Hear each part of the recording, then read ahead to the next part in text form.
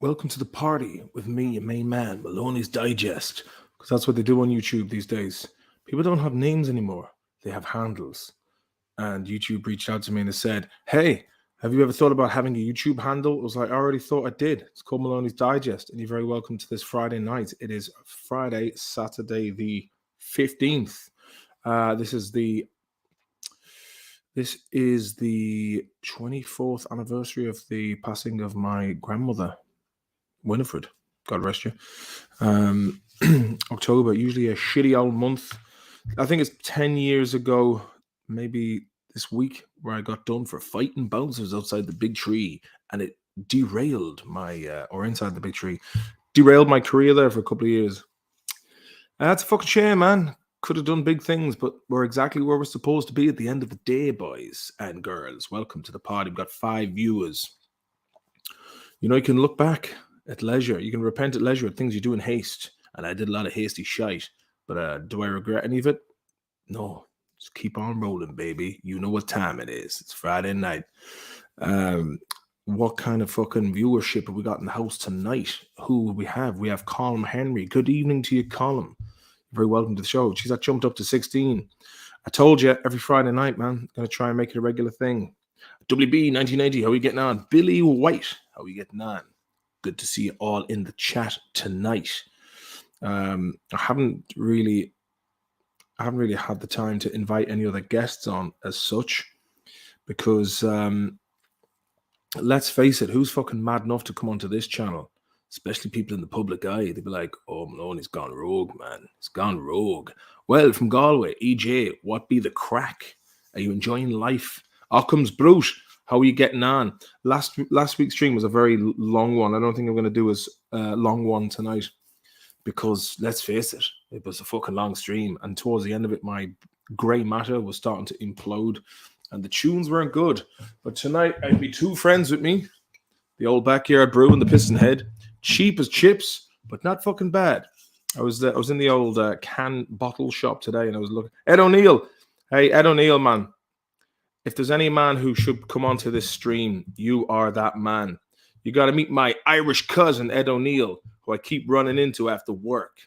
Ed Boy, hop in there, man. Follow that link, Ed O'Neill. You know how you've been there before. You can jump in. Get Peter Coyne in, man, from the Godfathers. Cheers, Ed O'Neill. He gave up the drink because he was too much for mad fucker. Gave it up, and he's been sober for 30 years. Stephen Healy, good evening, lad. Eating a chipper and tired after a hard day's grafting, but let the games begin. And I'm sure there's a lot of stuff going on this weekend or this week. Twitter's been going mental. A lot of crazy stuff, man. A lot of crazy stuff. And I'm looking forward to hearing your questions, and I'll give my feedback on what kind of opinions I have. I might be wrong a lot, but I'll never bullshit you, and I'll always tell you straight. And if you tell the truth in this world, you'll be fucking despised for it. But at the end of the day, the truth will set you free, and it's a beautiful thing. It needs no defending. It can be a beautiful thing, it can be an ugly thing, depending on what side of the fucking truth you're on. If you've been up to bad shit, then you want to fucking make the truth go away. But then you might be like, "Oh, I've got feelings of guilt and suspicion," on a spiritual level. So yeah, truth, man. It's an important thing. It goes back to the old adage: an honest friend's a true friend. And I'll fucking be honest with you, cunts, man. I'll be fucking honest with you. Too honest. Just watching the old Lord of the Rings, the Rings of Power. Looks good. It's getting better. But she's a bit there's an awful lot of chat going on, like. But I suppose I'm hoping they're setting it up. I mean, if you put £1 billion into something, that would want to be a big payoff. I don't know if it's going to be 2 series of it. It's all in the can. I don't know, man. I don't know. Alan S., long time to see you, brother, man. Peace and love from Newbridge, the Las Vegas of Kildare. Hope you're keeping well, Martin. I'm keeping well, mate. Thanks. I got to the gym today. I was trying to go to the gym there on Sunday, but I was being mithered by the kids on the way out. And I was checking. I was like, "Where's my backpack?" I was halfway into town. Fucking forgot the gym bag. No gymming until today. Fucking missed lunch. I was on the old Hardy book. The last part just taking me fucking ages, man, because I only got a chance really on Friday and Mondays. But I started editing that today, and it might need a bit of some of the fat trimmed off it. Garrett, 32, and Simon O'Toole, welcome to the party. I hope you have yourself a nice cold ale. And Colin Henry says, you reckon Galway is a well-marketed pile of shite? I like Galway. There was for a couple of years a time where it was just full of facetious student kinds. But the last time I was there about 3 years ago, I had a good time. It was like back to the old chilled out Galway vibe. So make of that what you want. Occam's Brute was going to watch the Amazon Lord of the Rings or shave my balls with rusty blades. Then I got a notification you're on. Well, fucking, that's probably the best of them all. Welcome to this low budget, lo-fi, higher octane chat. Still never got around to throwing in bells and whistles and fucking using Elgatos. And I mean, I'm using the laptop in 2015, and fucking man, it does the job. Let's face it. Hubert Gannon, few drinks on a Friday, Martin. It's hard bet for all of your mas out there, especially Ed O'Neill, who's been toiling like the hammers of Hades, putting in frogs and chasing walls and putting in radiators and all that crack in a big supermarket. Fair play to Ed. And anyone else who's been grafting all week. The weekend is here, everybody. And just grab yourself a lush and just hit me up for a fucking StreamYard job. Favorite Galway boozer? Good question, Simon O'Toole. I am quite partial to usually Lord of the Rings, Roisin Duff, Oman Rose, Kevin O'Higgins. Having a few cans with Quasi to drown the sorrows. Might get him to taco fries, cheer him up. Ooh, taco fries be nice, man. Or curry cheese chips. Matthew Shipley, Story Horse. That is indeed the crack. Dr. David. My missus wanted to watch Van Damme's Time Cop, so we compromised on this. Dr. David, if you want to jump in and put your 3 cents in, the floor is open. Dr. David, you're very welcome to the show. If you want to come on, that's fine. We can have the chat, have the crack, whatever you fancy. The floor is yours. Anyone else wants to come in for a chat, very welcome. It's a bit of a Friday hangout session. There's no point in asking any of my mates because I don't think they could be arsed because I do it so frequently. And I'm liable to say fucking anything. So, damage limitation. Big shout out there to Tommy K. Good to see you, lad, in the chat. You don't know who's watching these days, man. You don't know who's watching. You just don't fucking know. So that's 7 minutes and 47 seconds of intro chat. Now, let's start the chat. The fireside chat. If you're sitting beside the fireside, we got Ed O'Neill. Let's bring Ed O'Neill to talk about some of his devices not found. They will need to connect their mic cam before they can add to the stream. So if you're using a computer, Ed, you can click on the mic, and otherwise, I think you can do it on the phone as well. But you're very welcome to the party. It says device is not connected as of yet. Alan asks, I'll never destroy my memory of reading Tolkien's masterpiece as a child and my nostalgic love for Peter Jackson's Lord of the Rings by watching Bezos' Abomination. Do you know what? Like, it's watchable. I mean, the first few episodes, I was like, what the fuck? What's going on here, man? Nothing makes sense. But now I'm like, it's fucking... You see, now it's come with like a Friday night tradition of watching it with my daughter. And it's just like a thing we do now. So it's kind of cozy. But there's an awful lot of chat. High octane chat. No. But like this episode was fuck all really happened. I mean, it was interesting. You got Kevin Ball, but fucking long time no see, buddy. Hey, all the way from Trinidad. What about them Tortuga? The Scotch bonnet hot sauce, man. Could do get myself a bit of that. Could do get myself a nice touch of that. What to say? Edward O'Neill is here. Mr. Hooper, as a child and minister of Peter Jackson's Lord of the Rings, by watching Heroes Abomination. Should I watch It's Portugal in the first few episodes? I've had the fuck what's going on at the moment. It'll not make sense now, but it is fun to see it now. So Ed, it should prompt you to test your mic. So it says they will need to connect their mic and camera before you can add them to the stream. So you should be able. It should, if you follow the instructions. But sometimes if you're on a phone, it could be difficult. I've been holding this open beverage for about possibly 4 minutes now. Cheers, everybody. Welcome to the party. Oh, catching up for lost time.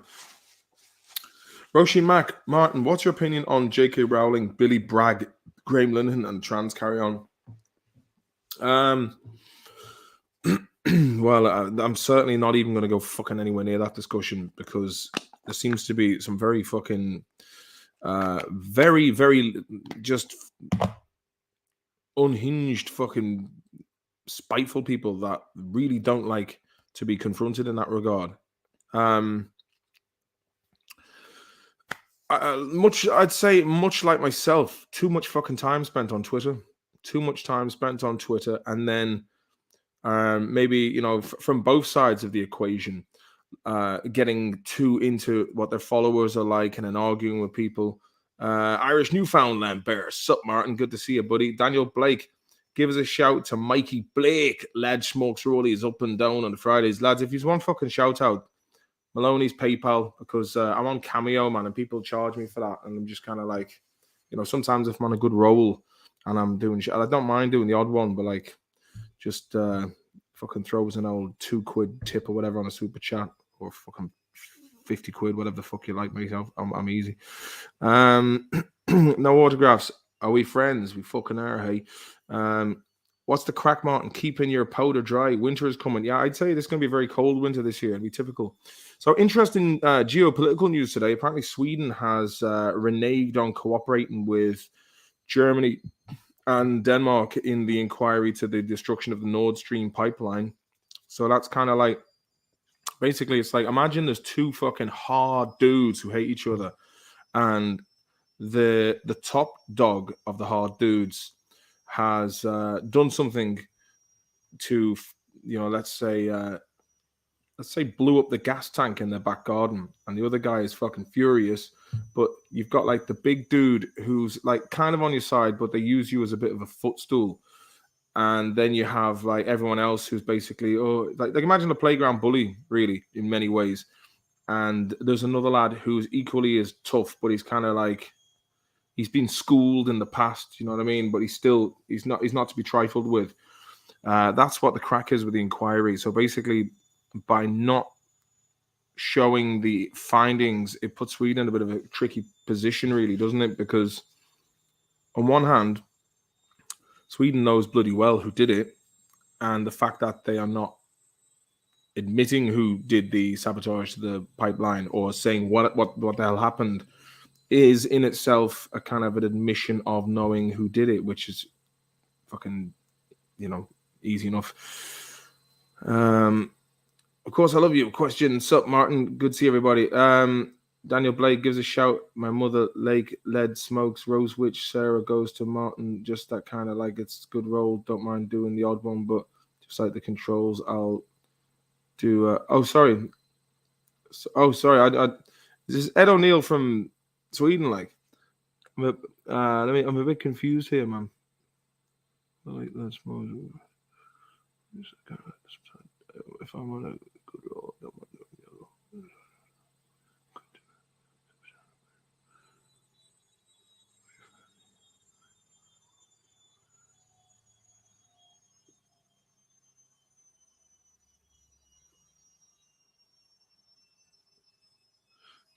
Yeah, Ed, I mean, I'm getting different messages here in the of Ed O'Neill. Let's see if anybody gives a shout out. Yeah, I'm a bit confused there, buddy boy. I think maybe all these names are coming in as different ones in the private chat. I'm a bit confused, sorry. But don't worry, there's no if anyone has been offended or misunderstood the meaning of what I said. Yeah, and on that, yes, I do give shout outs at 3 a.m, but I think it just sometimes it gets a bit like intense. Well, not intense, you know what I mean? It's I've much love to you all, and it is nice if someone's watching and you get their shout out. But yeah, no hard feelings. Stephen Healy, perfect analysis right there. Thank you very much, Stephen Healy. Neo, what's up, everyone? Welcome, Neo. Have you taken the blue or the red pill tonight? And did you see Ralph Cifaretto with the shaved head before he went back into the Matrix? Bad cunt, man. He was a fucking slime dog in the Matrix. He's a schleimball in Sopranos, and his political takes are fucking shite in real life on Twitter. I had to unfollow him the other day. It's just like, it's just a fucking Hillary bro. And like, as much, like, I have to say, when Trump was in, you can go back to the videos where it's like, I did the anonymous one. You know, I wasn't fucking. Basically, it's kind of like the difference between Hillary Clinton and Trump was like, do you want the flu or like some sort of terminal illness? You know, it's basically they're both like fucking very unpleasant, but one of them at least is manageable. What do I think of Madonna being gay? Asks Alan S. Well, I saw Madonna throwing a pair of granny pants into a bin or into trying to get a laundry basket, and I just looked at her face, man, and it's like, I just thought, like, can you not just grow old gracefully? Like, imagine being Madonna's kids. Do you know what I mean? And she's off with some like Latino or Mediterranean toy boy every 3 weeks and carrying on like she's still 21. And the fact that she'll always have people around. I often wonder about people like this who they're huge megastars, but they must take people from their past with them. You know what I mean? Like family, friends, cousins, people they've been very tight with over the years. And is everybody just kind of saying things that would please her because they're paying the bills and you know she's like she's bringing in the coin?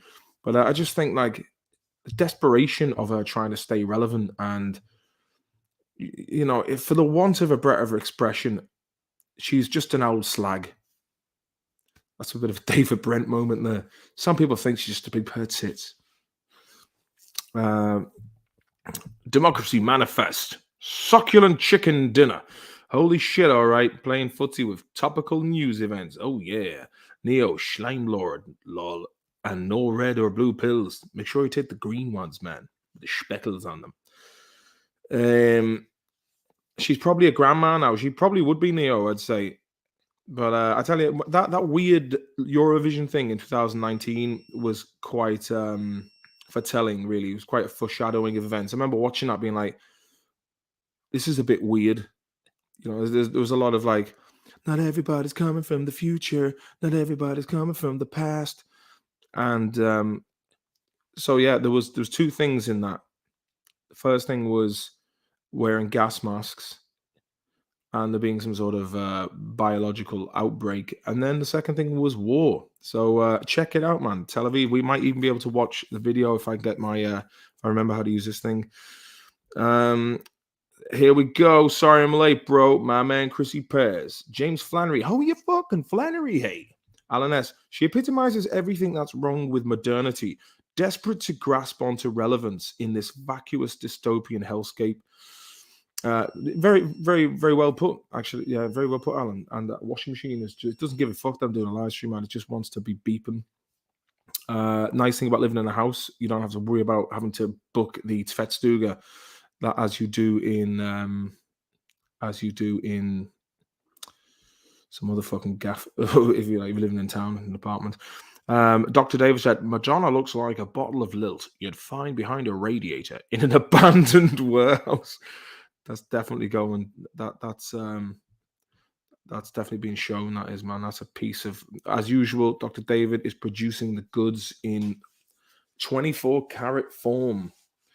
It's a very it is the purity of the cerebral comedy coming out of Dr. David as usual is back of the net, top right corner, bend it like Beckham. Okay. Sean Dalton says, Madonna is at it full time, pulling up floorboards looking for pipe. She's seen more pipe than an Italian plumber.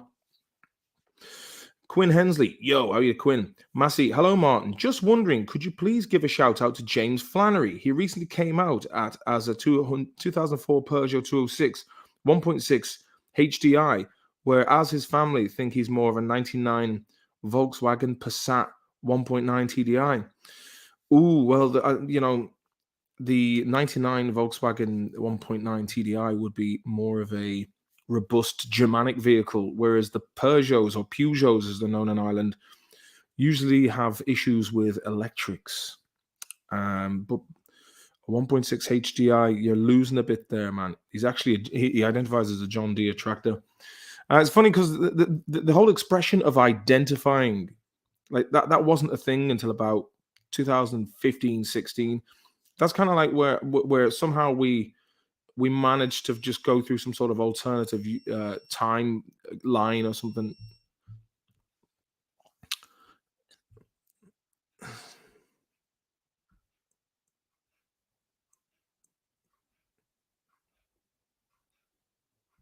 One second.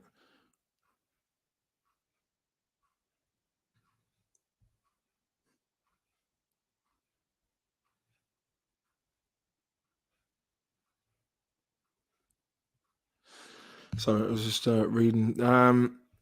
Yes. So Bad Meme says, "How did you get the RT series? Did you reach out to RT? They come to you, boys?" It was a friend of ours called Simon Keenan who told us about this competition with Storyland that we ended up winning. Didn't even think we'd get in, and much to. And you see that's what life is like. Life is basically like a box of fucking chocolates, but you get these opportunities in life that sometimes you feel like you've if you fuck it up, you'll go on to something else. But when you look back at those things that you did manage to achieve, they lead you in a completely different path. One of the big, I mean, God knows how many decisions that I haven't realized in the last while that you know it's the road less traveled, for better or worse. You don't really know what you've done. You might have missed something that you thought was really crucial and great, but you don't know where that could have led. So yes, basically RT Storyland, and then we were. I mean, there wasn't any criteria really. I don't think any underlying criteria that you were guaranteed to get a TV show out of coming first place. I think the prize of coming first place was just you had the prestige of winning the event. But 15 years later, man. Oh, and what, 13 years later? Fuck all used to me now over in Sweden. Madonna's head looks like Crowley's lamb. Crowley's lamb. Ed, sorry about that with the technical issue there. I couldn't really do anything about that my end, brother man. So fortunately, there was now I could have done. And definitely we'll get Peter on from the Godfathers, County Mayo lads, who David Bowie was very friendly with back in the day, according to Ed O'Neill. Okay. Sean Thornton, Quasimodo, Quasimodo predicted all this. Quasimodo, what the fuck are you talking about? Quasimodo. It's fucking Nostradamus, you stupid fuck. Patrick Clark. Martin, have you had many looks over the years from clean shaven to hirsute Viking, Samson long hair to tight crop? What aesthetic was Pete Maloney? I like the long hair, man. I thought that was good, but unfortunately, I would just start it. Just can't pull it off these days. But I quite like the long hair Viking look. That was me in my natural habitat of appearances. Saying that the shaved head's not bad, and when I keep it short, also looks pretty good. But I can't hang around with cool rocker dudes. I'm not accepted. Think I'm a straight, and I should be jeered at for that. WB 1990. What you think of those Egypts throwing soup on the painting? They need a good bumishment from stateside. Well, you see, my theory on this is stop oil. Um, your what is the other one? All these like Extinction Rebellion. These are all useful idiots that have been co-opted by. It's funny, like you can stop traffic in the middle of LA or in London or Paris or Milan and cause major disruptions, but nothing really seems to happen. And I think basically their hearts are in the right place, but I feel like maybe they're being. There's always some sort of ulterior motive. And I think basically that act today, in the evening when I went back and saw that video has been reposted loads of times, had 14 million hits. So they've clearly got what they wanted. But now what you'll probably see is other people doing this, and a lot of bombed for burglary, says no autographs. But what you see is young idealistic people presented and kind of conditioned with not actually, you know, people aren't really people. Let's say, and I was the same way until the turning point for me not trusting media and mainstream information was when I had my own court case, and also my sister works in PR, and most of the stories you read about are fucking made up. As a journalist who skews things just to sell papers, and I can't remember. There was a quote from a guy, I think it was McKinley, CIA guy, who said, "We will know our work is complete when everybody in America, everything the Americans believe is false." So,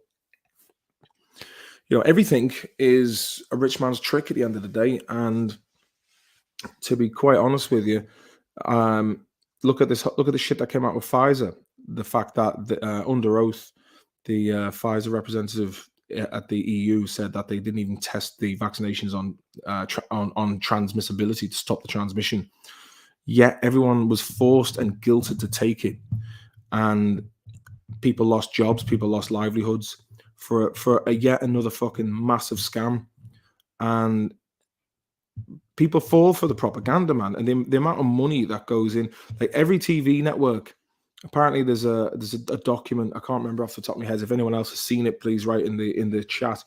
This document basically said how they wanted to get the Joe Rogan show in. They wanted to get Barstool Sports. They wanted to get all these major, independent outlets or kind of, and late night TV show hosts to keep pushing it, and repetition until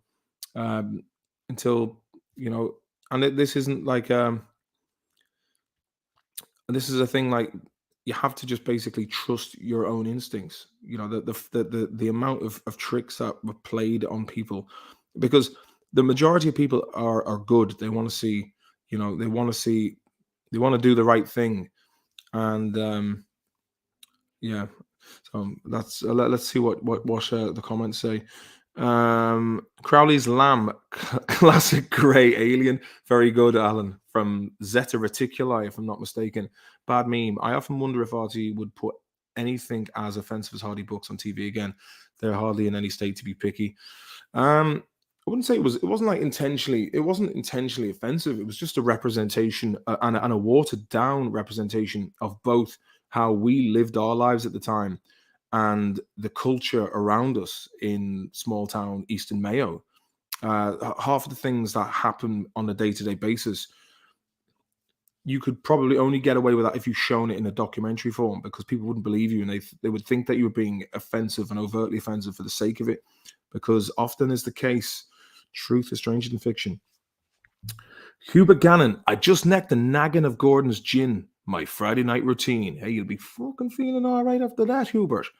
Neo, yeah, the majority of media companies are owned by a few giant companies, and they all seem to have some sort of agenda, like PolitiFact, that basically said that Pfizer was tested, which it wasn't. It was given emergency use. I'm not going down this. This is just something that is in trending big time. And I think it was just insane how people were fucking coerced and guilted and threatened. And you should never, ever, this should never happen again, ever. And I'd be quite honest with you, I know for a fact that I'm probably branded some crazy fucking conspiracy theorist, but it's, without sounding like I'm up my own arse or anything, fucking everything that I've been talking about has come true, because you won't get the truth from mainstream media. You have to do your own research. And if someone was across the camera, who are you watching? Who is this? And then that's how they get you. But just be like, doesn't matter. I know, like, I've got a feeling. My intuition tells me. You can basically tell who's bullshitting you and who's disingenuous, and who's not. But most people can't, because a lot of people, like, I worked in TV and show business. I met a lot of these people, so I kind of understand how it works. And so if someone was like, "Oh, what are you, a scientist?" and I'm like, "No, I'm not. But I have an inquisitive mind, and I use logic and Occam's razor often." We are minions, lad, says Hubert Gannon. Where are all the fucking anti-establishment, like, bands? Where are they? You know what I mean? When have we ever followed what the Chinese government has done? Everyone fell for it, man. I did in the beginning as well. I did. fucking ruined businesses were ruined, man. Suicides went up, overdoses. And there's another fucking there's another there's something else on the horizon. Dr. David, the manufactured success of unremarkable people with enough connections is extraordinary. You can decide it rather than let people decide, e.g., Vague Williams. The manufactured success of unremarkable people with enough connections is extraordinary. You can decide it rather than let people decide it. Interesting, man. Interesting. Basically, it's all who you know at the end of the day, and it's where you are at that particular time. But yeah, I would definitely agree. Ireland has a huge, very unremarkable. Like if you look at Phil Lynott, I was listening to to Thin Lizzy the other day. Phil Lynnott's songwriting, not only was the music fantastic, and it was that first kind of, the way he blended hard rock and Irish traditional melody lines with ballads and stories that could be like Steinbeck, could be set anywhere. Now that Phil Lynott, man, he got like, I remember watching VH1 Behind the Music about Thin Lizzy when I was 17, and that documentary really cemented my thirst for learning the guitar. And when you look at what happened to Phil Lynott, it's a very, very tragic story. He left, I think it was 2 kids, like officially behind him. He probably squired some unofficial children as well. But I mean, growing up like black in Ireland at that time must have been, a kind of a difficult time. So he would have definitely felt like an outsider because of his appearance. But I think that would have given him a different perspective, and and I think that the fact that he embraced his Irish roots, like if you listen to Yellow Pearl or Emerald, and like Phil Lynott, Rory Gallagher, like these are very, very skilled Irish people. But look, I'm not knocking people nowadays, but it's just, where's that kind of hard rock anti-establishment vibe coming out of Ireland these days? I don't know. I mean, I'm not even looking at new music, so I can't really comment, to be quite honest with you. Story, morning glory, cancer attitude. How you doing? Hugh Gannon, agree with you on Garrett, unreliability of headlines, though. Mitch, last week the entire country of Greece was ran for 5 hours using solar. Well, I mean, they can. I mean, it's solar would work in Greece because they have the sunlight. I mean, good luck doing that in Scandinavia where it's dark half the time. I will be. Summertime, yeah, maybe. But like, who's going to make the solar panels and where are you going to put them? I think every house, as when I lived in Greece, every house had a solar panel on the roof, and that used to heat the water. I mean, they're handy you're fucking handy if you can get them. Like, do you know what I mean? Jumping Jack, nice one. Just popped into my feed. I'll watch tomorrow. Have a sleep now. Nice listen to you. Jumping Jack, good night, good bless, and sweet dreams, baby boy. James Flannery, Martin, will you tell Massey to get off the vapes? He's like a train every second of the day, man. Neo, what about all the people who lost jobs because of lockdowns? Much, much worse. Yeah, it's really sad, man. I mean, like I was getting my shit together with gigs and with acting work, and I was looking forward to finally fucking cracking into a bit of like drama. And then what happened was I got comfortable not traveling because it's not easy having to leave the kids and then leave my family in Ireland. And sometimes I kind of felt like I was stretched a bit thin. But yeah, I guess I got comfortable not doing it, and now I'm kind of like I just have to make a concerted effort into just trying to get back out there. But one half of me just feel fucking jaded and tired, man. Too old for this shit a little bit. But then if you're getting sweet regular wedge coming in, and yeah, then it's you're. But it's just all the other fucking things, the moving parts that I find it just difficult, and maybe it's, I don't know. I kind of feel like sometimes it's opening a fucking restaurant or something. Joseph Sullivan, what do you think of Fontaine's DC? Yeah, they're great, man. I haven't really listened to much of them, to be quite honest with you. I can't really make but I must give them a proper listen. The Stripes are a very good band, very skilled. It's a shame to see them break up. Joseph Sullivan, I actually got into a debate with my friend over not getting vaccinated since they lied and told us it lowers the chance of transmission. I mean, look, again, I'm going to put my tinfoil hat on for this, right? But you've got the biggest investor of vaccines, Bill Gates, who is all for depopulation, coming out in the TED talks saying, "Well, the Earth is overpopulated right now, and I believe we can reduce the population by 10 to 15% through vaccinations and reproductive health care." So that was my first like jarring thought. I was like, okay, so the man who wants to depopulate the world also wants to save the world. I'm like, and his father was the head of Planned Parenthood. And whatever your opinion is on abortion, um, imagine if you lined up all those people for, whatever your opinion is. I'm just saying this objectively.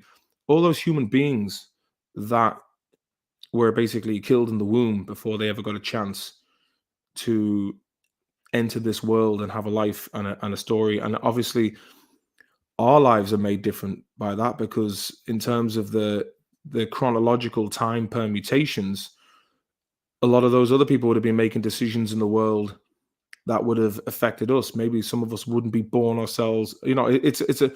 You see, I think of these things on a massively macro level, and a lot of the time, maybe people don't get why I come to the conclusions I do. But if you just zoom out and look at like I've always been this way since I was a kid. I look at, like, for example, I'll tell you, like, one I was going on earlier on about decisions that have changed the way my life is. So my ex-wife, she asked me, did I want to have children back in 2011, and at the time I was like, I feel a bit young and not ready, but at the same time, I loved her, and I thought to myself, well, if there was ever a woman who would make a great mother and a very loving, and she has proved to have been this, this is the case. And I thought, well, if it doesn't really work out, then at least we're always going to be in each other's lives. And that was me being honest. And that was kind of like, in one way, I always wanted to be a parent. But at the time, that was just before I went I went to Hollywood, and I met the writers of The Office, and I met, a lot of big wigs over there. And it was more of a kind of, I went over there to see, it's a little bit like, what was it? Oh, look what you could have won. But then the thing is, what I did win was a family, and my life took a totally different direction. And me, myself, when I was younger, looked at my elder sister who had kids, and I was like, she could have been a fucking massive actress. She was doing a lot more stage plays and going for auditions than I was. And she was the first one in the family to have stepped into that world. And as soon as she had kids, that was kind of like the end of her acting. And now she's doing fine art, and she's fantastic at that.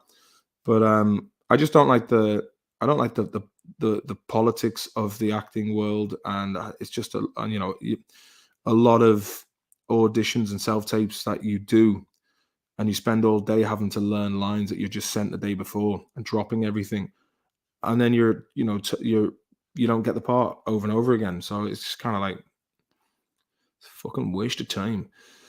Grand if you get the big breaks though. I will listen to Fontaine's DC, Ben Don. I will do. Green energy is expensive as fuck, apparently, says Neo. Massey says, Martin, will you tell James Bradley to stop working in a hotel and work with me in a hardware shop and stop being a pleb? Fucking, hey, lad, work is work, hey. Work is work. Dara Brady. I think it's a global thing with bands nowadays. There isn't any good, decent new bands. Well, I think Liam Gallagher came out a couple of years ago and he was like, look, no one wants to be a fucking rock star anymore. They're all bloody shoegazers. They're all like, look at me shoes, fucking hell, whining. No one wants to pack out stadiums. Like, you listen to Van Halen, man. Just listen to Unchained by Van Halen. Sometimes I'll start my day off by just sticking that song on. And it's just pure palm tree rock. And as Manny from Stone Roses would say at Glastonbury, it's big, it's massive, and it's going right up your batty. Alan S., I'm not a fan of Fontaine's DC, to be honest, but I like black metal, so I guess I'm not the audience. Dr. David, there's probably a wider distaste for virtuosity in music. I think the early 90s exhausted guitar music with solos, etc., The Strokes, Jack White reinvented a more jagged, rough production approach. Lee, Maloney's Digest. What do you think of Fontaine's DC? Again, haven't really listened to that much of them, but they've got good energy. Bono in a gear, as my friend Giuseppe would say. WB 1990. That Kill Gates impersonation is spot on, man. Oh yeah, Kill Gates. Well, I mean, if we can, it's like, so how much did you make from this? This was in Davos. MSNBC Business was asking, so how much did you invest? And it was like, I love the ways I was like, well, our philanthropic association, we believe in doing a lot of things for charity, and yeah, so we put in 10, and you and your return, your ROI, your return on investment on that was 20.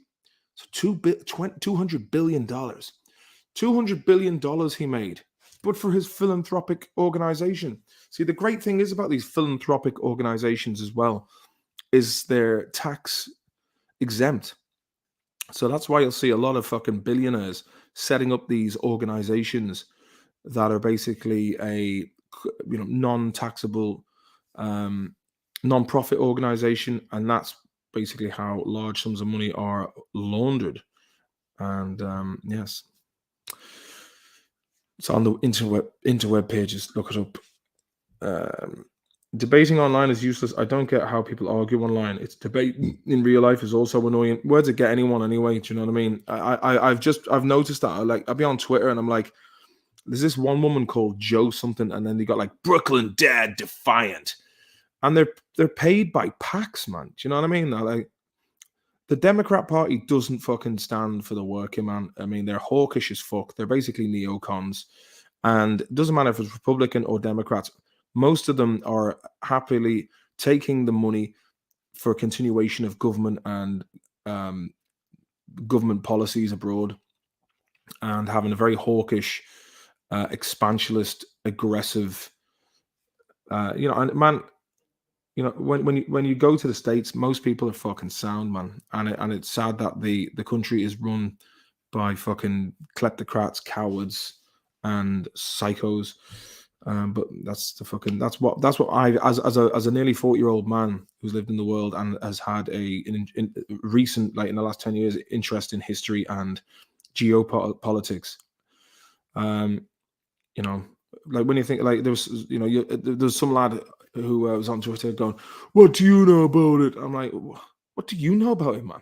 And then you think, what's the point in even trying to have a discussion? I ended up calling him an NPC and asked him were any of his opinions his own, and I told him to go back watching Deep Space Nine, and he was like, "I like watching Deep Space Nine because it tells you about the scientific method." And I said, "Well, it's a shame it's exemplary characters set in a fictional universe." I mean, so that's where he. Another thing, I don't really watch that much TV anymore. Very rarely would watch movies and whatnot, which is weird considering that's what I came from. But it's like you've got to be very careful. Like, these movies are fictional, and the narrative that is slipped in. One of the things that woke me up was a guy called Alan Watt.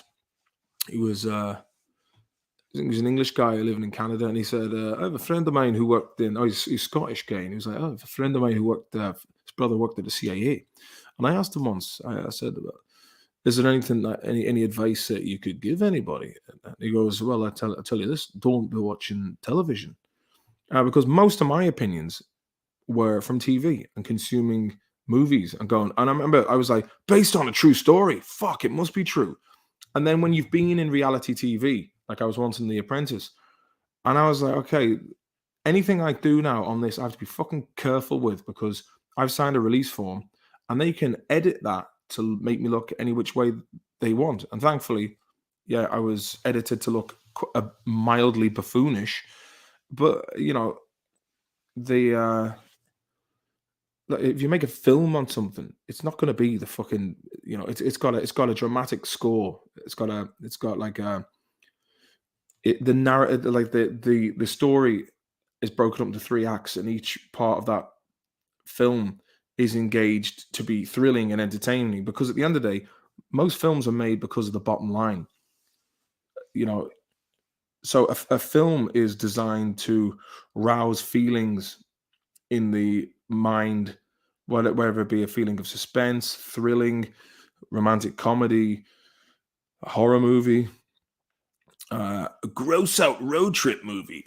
Every film is designed to evoke certain reactions from the audience, keep them engaged and gripped, and ultimately to be good enough to recoup at least 5 times the budget of the book at the box office. So when you sit there watching this as a kid, you're like, okay, I'm watching this film. God, this is based on a true story. Therefore, the story is true. When really, fucking go to a pub and 4 days later try and retell the events that happened on that night, and a lot of details would have changed. And that's all I'll say. Master debaters, says Ian McGarr. Una Ang Tao, good morning from the Philippines, mate. Good point on views on a macro level, but we really need to consider individual situations on abortion. Yeah, basically, whatever people are entitled to their opinion. I'm just saying that is an objective fact that millions of people haven't been born, and the knock-on time, the chronological time permutations of that are an objective fact. And regarding, so again, back to what Gates was saying, why would you trust a man who has basically comes from his father was the CEO of Planned Parenthood, and that's how I see it, But everyone is entitled to their opinion, and all discussions are welcome. I'm certainly this is having discussions is how people, it's not jumping down people's throats, just having level-headed fireside chats, and that's what this show is for. Alan S. have to realize that there will always be a certain percentage of the population who will remain meat golems for the powers that be.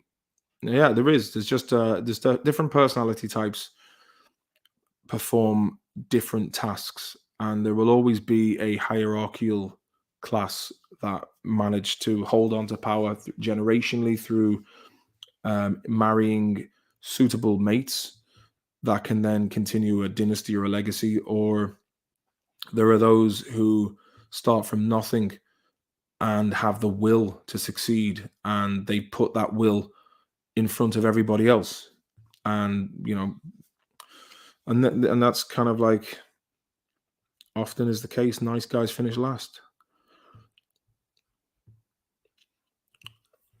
Did you meet BJ Novak from The Office? Seems like a funny guy. No, I only met the writers. Can't even remember the names at this stage. But there was one stage where I kept going like this. See you later, yeah. Which was that bit Brent did, and they were like, "What? You're leaving?" Like, no, that's from the English Office. But yeah, the Scratch are a great band. Sam, indeed they are. Ben Don, I'm getting into acting now. Only 26 with zero experience. Any tips? Well, Ben, here's the thing, mate. I was 26 when it all started kicking off, and I think that was a great thing because at least my opinions were formed, and the knowledge and the experience that I had prior to that was consolidated. Whereas I can imagine if someone gets into acting as a teenager or a child, there's a large fucking chance that those kids are probably going to end up like messed up in the head, and not just on virtue of or on the basis of being in the public eye all the time. And when you're in the public eye, you do a lot of self-reflecting and self-scrutiny. And I don't think it's not a very healthy place to be, where you feel like if you fuck up, and the bigger you get, there are people out there just waiting to take you down because it sells papers. I mean, like, look at TMZ, look at Kanye West, and people look at Kanye West, man. Like, he definitely has some sort of messianic complex, and I would say a bit of the old Kruger-Dunning effect. I don't think he's as bright as he lets on, but he is talented. There's no doubt about that. I mean, you have to be talented in order to get to where he's gone. But talking about himself in the third person, like I find it a bit mad. Sam Stafford, how are you getting on? Dara Darty from Inverhay. I love cheese cock. How are you getting on? Duck all crack, no man. Spell check job, was it? Bill Gates Kermit the Frog job. Wayne Metcalf, if you stayed in Ireland, would you have gone down the route with the Hardy Books of Trailer Park Boys, where they just did those characters all the time? It seems to be working to them, to be fair. The Hardy Books was only supposed to be like a temporal thing, and then, anytime I tried to do anything else, a new project, it was very difficult to, maybe I should have reached out to other people outside the group, really. But I was kind of like co-reliant on the other guys because, I'm more of a, like, I'm not the best at organizing things. It's ADHD, and that is a personality type in itself. So for me, I can do the difficult things, but I definitely need guidance in order to do it, because otherwise, I fall at the easy things that fuck me up. Getting out to bed, man. Ben Dunn, the dollar is the only higher power in the States. Extreme did a great song about that called Money, where it's like, more money, I need more money, just a little more money. Give us this day our daily bread. In God we trust, money, my personal savior. It's a great tune, man. Porno Graffiti by Extreme, and Extreme did some very experimental stuff, very great musical virtuosity going on there with Nuno Betancourt. All of them were fantastic musicians. I miss Alan Watt, says Gaz Weatherspoon. Man, if you got into Alan Watt, the crack. Are you investing in these NPCs, man? Massey says, here, what is an NPC? A non-playable character. Alan Watts, great thinker, died of alcoholism. I'm not surprised, man. Like, if you're that fucking smart, and you feel like all those around you, or the people you encounter, you've had a good fucking smoke, and you've had some really trippy experience. Like, because there's Alan Watts and there's Alan Watt. And Alan Watts was the philosopher who spoke in a very erudite, articulate way about the allegory of Hinduism. And, basically he would discuss things like the game of life. Is a great video someone made about Alan Watts, where you're always a candidate for society. Whereas Alan Watt was, I don't really know an awful lot about what he did, but he basically compared to, he was talking about sports. Basically, like football, for example, was a game to boost the morale of boys, and now it's turned into a kind of a bread and circus situation. And I enjoy sport as much as the next man, but sometimes when I'm watching it, I'm like, okay, I'm a Liverpool fan, and if Liverpool win the league, I'm going to be happy. But the next day, it's going to be like, okay, did I take part in that in the field? Did I, like, even if you're watching in the stadium, you kind of feel like you're contributing to some way in terms of adding an ambience and an atmosphere to the place. But like, I think a lot of people, put too much faith in things that are out of control, their control. It's basically, it's like talking about the weather. And some people are like, oh, what are you saying about fucking football, man? You're a fucking dickhead. That's not what I'm saying at all. Like, if you imagine the tribalism that goes into football, for example, it's, I remember I was watching a Hammarby Kalmar match here in Sweden, and we went to the game, and there was this lad behind me, and he said about one of the players in Swedish, he said, "Come on, you fucking bald-headed bastard." And his friend goes, "Hey, what the fuck, man? You can't say that." And he's like, "But you don't understand. This here is my whole life." And I was like, Jesus, man. Like, in the religious days, he'd be like front of the church, just giving it socks. NPC equals Mark Zuckerberg. Not logical. 1 second, the cat's trying to get in. Hold on. Fuck's sake.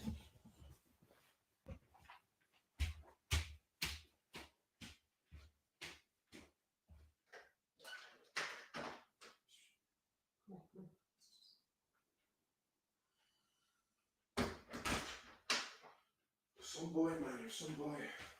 Some fucking lad.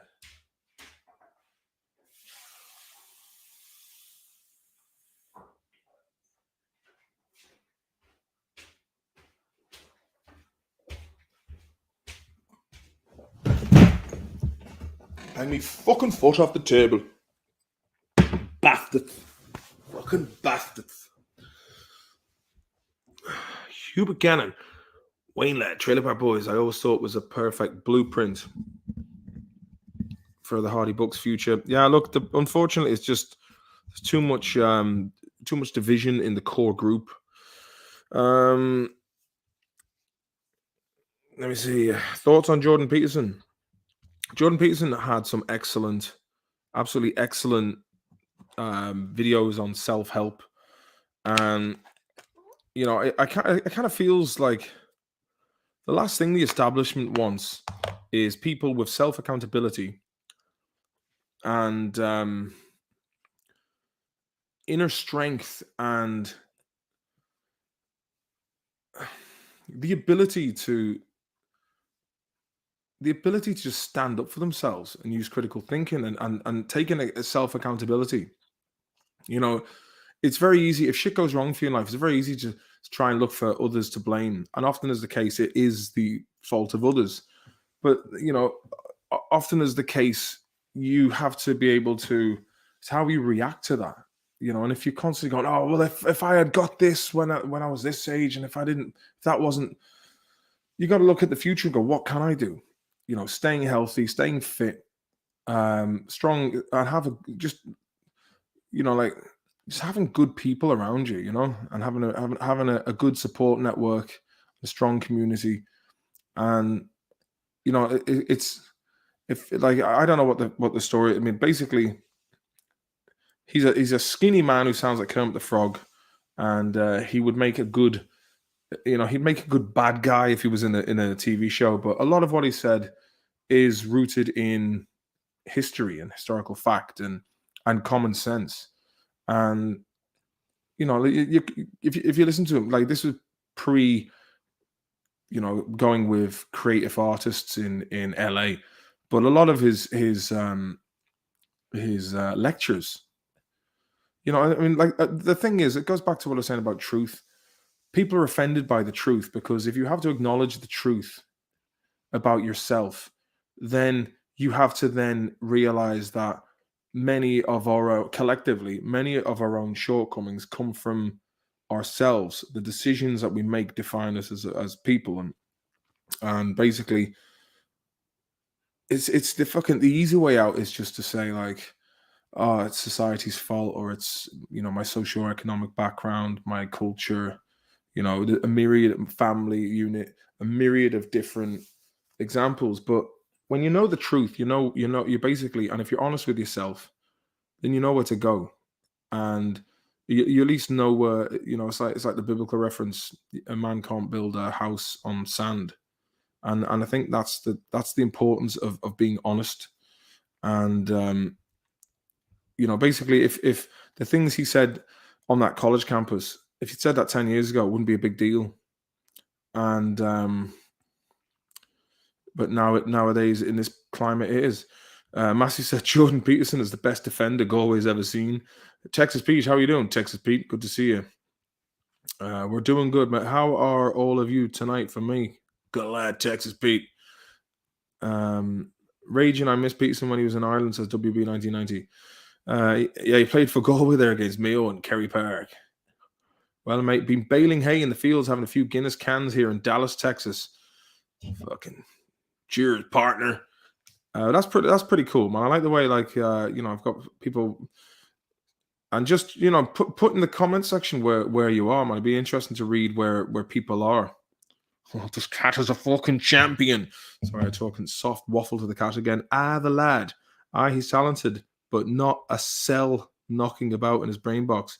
Who's that? George Peterson. Well, obviously he must do, because he's got a law degree, and then he lived as a tenured professor in college, and now he's making fucking mad money. So it doesn't, I mean, like, if you look at him as a sum of his parts, for better or worse, he's obviously there's the way he articulates himself and prepares for the next set of steps in life, and Ronaldo's fucking hanging out with him. Obviously the man is very intelligent. Doesn't, like, that's just like an objective fact. But he might say things that people, I mean, again, the media have, like, whatever the fucking, I don't trust any facet of mainstream media because it doesn't offer empowerment. It doesn't offer self sufficiency. Oh, fuck's sake, 1 sec. The other one's kicking off now. 1 second.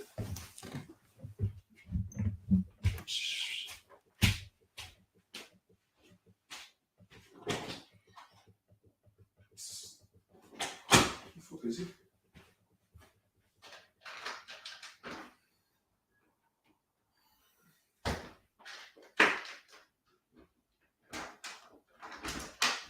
Joe. Oh, there he is. Oh, fuck's sake. There's some crack when the dog comes in. Some crack when the dog comes back, man. Do you know what? Like, as much as I love cats, they're a fucking pain in the arse, man. You going out, yeah? Alright, go on. You staying in or going out? You going out?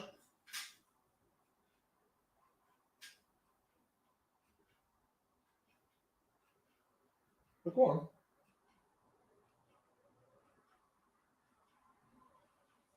Glad.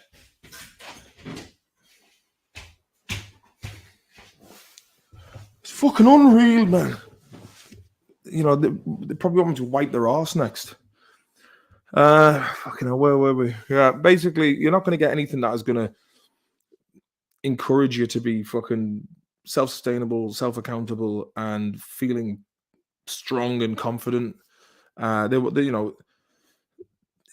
being reliant on the government and fucking big corporations. That's like lads going, oh, I got my new Nintendo. Fucking soft cunts, man. Alan S says, I admire Peterson for helping men. It's a good advice, but you can get that stuff from the classics. He does sound like he's always on the verge of crying. Well, he's always, it's demonstrable. You gotta be a monster. You gotta use that and don't be a monster. But I have guys ringing me. And it makes me sad. I see these guys. Dr. David, Nuda Betancourt was one of the best 90s glam funk metal guitarists to come from the Algarve. Yeah. Didn't he come from like an island off the coast of Portugal? Charles Moran, sports used to be controlled.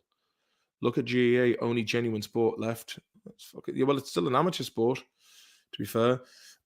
Texas Pete said, I want to meet some Ireland ladies. Always wanted to visit there where my roots come from. Well, you should go back, man. You should go back. Kani Ishka.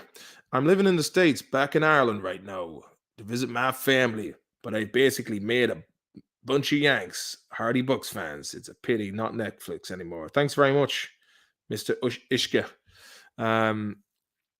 We'll see what happens. It'd be fucking great to do something again, man. There's plenty here for you. They weigh 40 stone. Eddie Greenheart, how are you getting on, buddy? Hey, Martin. Hey, chat. Texas Pete, I'm stoned. Fucking hell. Fucking hell. That's a real thing my dad does. There's a video. I took a video of my dad on the phone. And he said, hey, there, are you? He's talking to my mum. I am, yeah. Fucking hell. It's a real Vinny thing. John Joe McGonigal. True, you're looking at the big picture. You always have to look at the big picture, man. That's what I find. But then again, if you're not focusing on the small picture either, it's fuck all good now in the big picture. Patrick Clark, Chomsky theorized the reason why sports are so heavily promulgated on media is that it builds tribal alliances and promotes jingoism. If you love your club, no matter what that. Chris K, who's causing the most division, Maloney boy? Chris, jump into the chat, man. It'd be fucking great to see you. You don't have to put the camera on. What is that? Snooze? The fancy stuff. Addicted to it, man. Alan asks, sports today equals bread and circus. Well, it's just been fucking taken over. Just to, like, Sky Sports has become unwatchable now because it's just the over politicization of everything. Just keep it fucking lads or women doing what it is that they do. Speaking of which, I'm very much looking forward to the fight between Maya and Baumgarten. That's gonna be a great film. She's a tasty unit. Is that Maya one? She used to play bass in a band with a girl who plays guitar with Alice Cooper. Now I can't remember her off the top of my head. But I was down in Copenhagen watching that on Baumgartner and Mayer, and it was cancelled.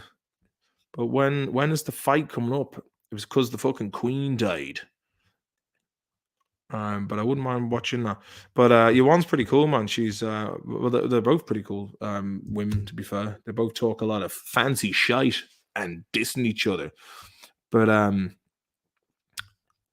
okay, so it's Saturday, October the 15th. I'll be watching that 9:30 BST.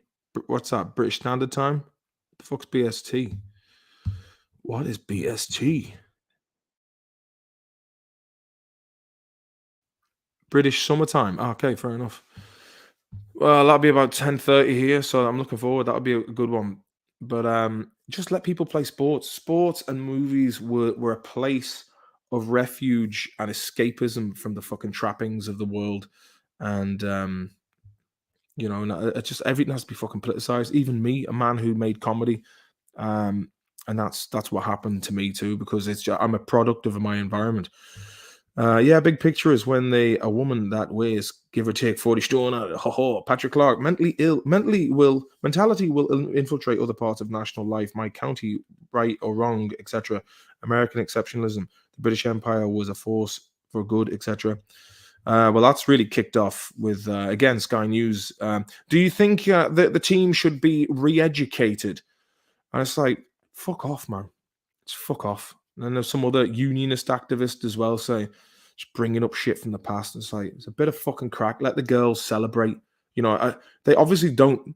They don't want the IRA to come back and start bombing people again. They don't want a fucking all out war again. I think they're pretty fucking happy with the diplomacy and peace we've been trying to build between the two communities. It's just like it's a bit of fucking crack, and then to browbeat the captain like that. You could see it in her eyes, man. And I wrote on Twitter, it's a shame she didn't finish off with a fucking Chucky or at the end of it. John McGonigal, health is wealth. Always look after your health, number one. It's very true. And as Eugene Maloney, who plays Big Mick in Hardy Book, said, if you're fit for anything. And he's right. Hubert Gannon, Martin, I think we forget as fans that are probably watching Hardy Books, be it the OG websites or the series on some site, that a lot of time has gone by. People change and things move on. Yeah, I suppose they do, man. It's a bit kind of like you have to be you have to be flexible with the movement of time, and but also there are things to be learned from young people, because and there are things to be learned from the old people, and then there's things to be learned from people in the middle who are kind of straddling the two cultures. Like history is in itself traveling to a different world. If we were to go back to like 1952 randomly, um, to any location we would probably stick out like sore thumbs, and there'd be probably a lot of hard behavior that we wouldn't be used to. And then again, some of the things in our behavior now would be seen as being fucking extremely hedonistic. He's a modern day prophet. Sounds a bit extreme, but he is. Who's this about Ben Don? Sorry. Any deep psilocybin experiences? I only took mushies twice, and that was when I was about 19 up in Dublin. Went to the Dublin mountains and went back and took them and wandered up and down O'Connell Street for like 2 hours and just were like, it was quite the trip. And the other time was after we filmed the Hardy Books mushrooms in the. Well, there's 3 times, but the second. Oh no, there's a few more times. But I haven't. Yeah, I had never had anything like really deep, as in like. But I did have a good laugh, and that was the main thing, and that was the whole point of taking it, I suppose. Liverpool, said Mitch. So you're watching from Liverpool, Carlo Ben Don, exit light. Dublin lad, man Kevin, smoking hash in Longford. Say hello to Mary at the bus station. Apparently she lost her fucking job in the kiosk because of this fucking lockdown shite. Enter night. Wicklow. Creative Sin. Bettystown. Meath. I wish I had some hash. We're off to Neverland. Newbridge. The Las Vegas Kildare. I'm a lovely leash man, Martin. Man Hubert. Living in Peoria, Illinois, but now in Meath visiting. Well, enjoy your time home with the family. The Benzos really did a number on Jordan. Apparently, yeah, man. Apparently, he was fucking addicted to them and had to go to Russia to get off them. Why Russia? I don't know. Up Ballycroy, on the old West Mayo job. County Down. And up Ryden, says Massey. Peoria, Little Chicago. Awfully. No hash should be a crime.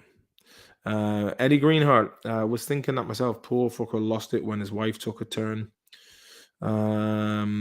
Balls deep, but only halfway in. I meant Vipox 92. Jordan Peterson. Oh, hey, Missy, how you doing? Jordan Peterson always looked like he just crashed a wedding. He's made half the effort to dress up. I'm in the shop again, watching you on the big screen. Listen to craic. Ah, lad. Mitch, I flew past Carlo today on a flight simulator. Nothing but fields, hey. Quato is with the X at the moment because the cats. So yeah, we need to just lock them all in and let the chips fall where they will for as long as they last until they've all accepted each other. I'll just pledge the cash if you show the hash. There's no autographs. Cat sounds in pain. No, that's just how he sounds, man. The fuckers woke me up at 5:25 last night, and I was like, I've got 2 hours of. No, I was like, I've got like an hour and a half of sleep left, and you woke me up now. I own your dirty short tomcats, says Eddie Greenheart. Cat clearly said, let me out, or me out, said Missy. Skull for buying, a man buying. How's my dog doing, says Chrissy P. Your dog is doing good. He had diarrhea again. Told the ex-wife to give him some fucking Imodium, which is Pepto-Bismol. Apparently it works on dog diarrhea too. Fair play, man. You talk to the cats like they're one of the boys. It's fucking right, eh? One of the boys. Can you eat after you? Nuno Bettencourt, Eddie Greenheart, like that. Osfort too. How you doing? Got picking shrooms. Gonna do a nice day in the woods for it. Go a bit mental, you know. But look, they're there for that reason. Do you know what I mean? Like nature provided them for that purpose. I was looking at the fly garrix because a load of fly garrix here in Sweden, and I was actually went looking up what you do with them, and apparently decorating Christmas trees and coming in through the roof is what they used to do. You would have a shaman, and he would be able to. He would often piss in the mouth of people because he would filter out the wheat, and then they would get the buzz off that.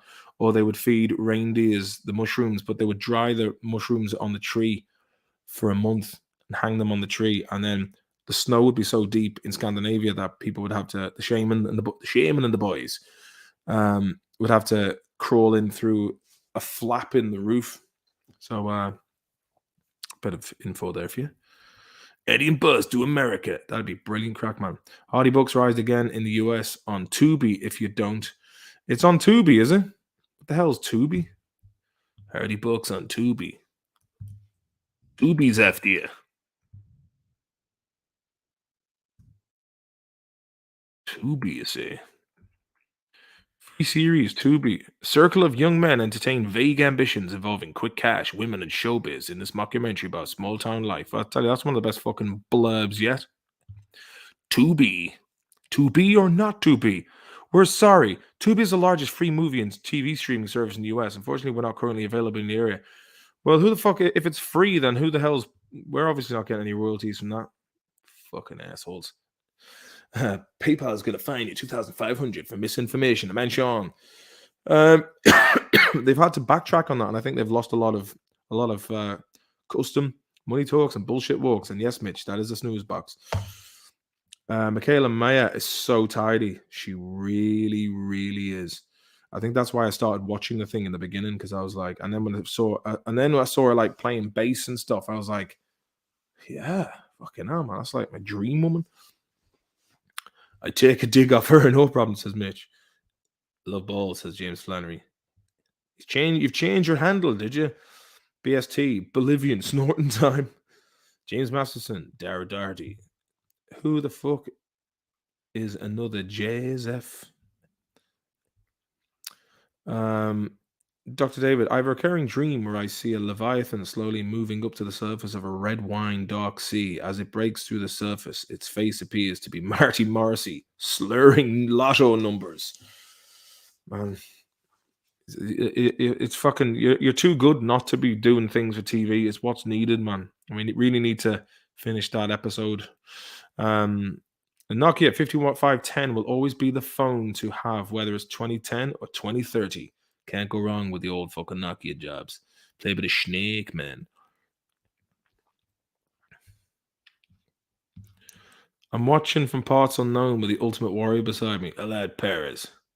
Out in Leipzig, lad. Leipzig, says Tommy Sweeney. Hubert Gannon, I'm on the sober October grind, lads. It's worth it for any of you lads who need to reset your routines and the liver. Was drinking like a fish for no reason, was just nice, but impacting my health. Yeah, I should have done it, but maybe sober November. We'll see. But then again, it's fucking not easy if you're working as a fucking in a pub, like sometimes, you know. Drinking reindeer piss from whacked out deers gets you really wrecked. I mean, like, I'm sure there could be risk of liver fluke and parasite from that crack as well. I mean, drinking piss, probably not the greatest thing to be at. From the north, well done to the Irish team. We all can't hide in the south to feel freedom. I lad Paul, and fair play to everyone up there in the north. Kevin Keshty is waiting for you, says Chris K. Fucking Carlita's back wage job. Some film, Christine. Some film. Hop in, lad. Hop in. The crack myself and Chris K had in making. There was one time I was building a shed with my dad, my uncle, and they gone to Ireland, and for a bit of a lap, my dad was like, hey, put a fucking cup of coffee on there, son, will you? And then I made them a coffee, and I found I found stuff in their cupboard that I knew they never drank. And I'd lived out in Greece, and there's a really fucking cheap brandy out there called Metaxa. And my experience of living in Greece, that it was like a pretty low standard of brandy. So I was like, that the only time I was aware that they were in Greece was like in the early 90s or something. So I was like, yeah, that's definitely, going into his cup of coffee. So I filled like half his coffee cup with brandy. So Chris had called around, and we were, my dad was going like this, put plenty of sugar in it. He was looking at it going, drop a lentil plate there and block above the door, then blab, blab, blab, plop that on, and build. And so we were looking at each other thinking, geez, he hasn't even flinched. And then he took the final sip of the coffee, and we're like, fuck, he didn't even notice. And then he just turns to us and goes, I'll tell you one thing. She was well lashed. And it's funny how you get a taste for it. Do you remember, Chris? We were in my sister's place in Liverpool, like 2006. My dad was working with this French lad called Renault in Anfield, and so my dad had to go and get the pay. But then me and Chris were there, and like me and Chris would always know how to wind my dad up. We'd know where his weak spots were, and I was like, I've got to go to fucking Enfield and pick up the fucking money off you, man. It's like, but you know what, Dad? I have an idea. What is it? What about we go across the Bargain Booze? We buy a slab of Carling and maybe a little bottle of whiskey. It could do, yeah, could do. And then we could go into town then and have the crack. Yes. What do you think, Chris? Yeah, I think it's a good idea, that is. And then he goes to this. Yeah, you want to do that? We'll do that, so we'll do that. So we're all like putting the coat on, and I turned around and went, "You see how easy it is, Dad? See how easy it is?" But you fucking bollocks, you. But good crack. Stelio Contos. Cheers, Martin, from Dirt Mike and the gang. Hello there, Stelio Contos. Kalispera, feel like. Chris K in the old green Reynolds. It wasn't a Renault Kangoo. It was Citroen, actually. Citroen Berlingo. The fucking passion wagon. There was one time in 2005. Himself and his girlfriend Elaine were coming over to my elder sister and brother-in-law's wedding in 2005, and they just had like a duvet in the back of the van and a slab of Boddingtons. And when he came back, someone had smashed the back window of his van, and he was like, "Hey, fucking Beth, it's fucking me." These two random Polish lads who had nothing to do with it, they just walked past. He just goes like this to them, "Hey, bastard." They were like, "Kurva." They like didn't know what the fuck it. So then he had to go and cut out a board and drill it on. But man, he's such a funny bastard. His brother died, God rest him, and we were watching the live stream of the funeral up at my mother's house, and my dad was fucking steamed on the phone, because he'd had a few looseners to help with the to help with the bereavement, and we have him on speakerphone, and this is something I always get my son to quote, but my mum was like, "Why didn't you come up to us?" "Because you just don't drink." Some man, I mean, like, it's funny because my mum and dad, right? My mum is very, very, she's a very religious woman, but she's great crack, and but she's very, very spiritual. Whereas my dad has the same religiosity for the pub and pub culture. So it's like the pair of them are like very complete opposite ends of the spectrum. My mum was like, "I hate the drink. The drink is a curse. Hate it. The amount of lives it's ruined." Whereas my dad is like, "It's funny how you get the taste for it." Some man to tell a story, says Dara Brady. Fucking got that one right, man. Hey. Leo Nolan, country music. Cowboy said he would bring me around Swinford to look at the locations. Oh, plenty of locations there, Leo. Hey.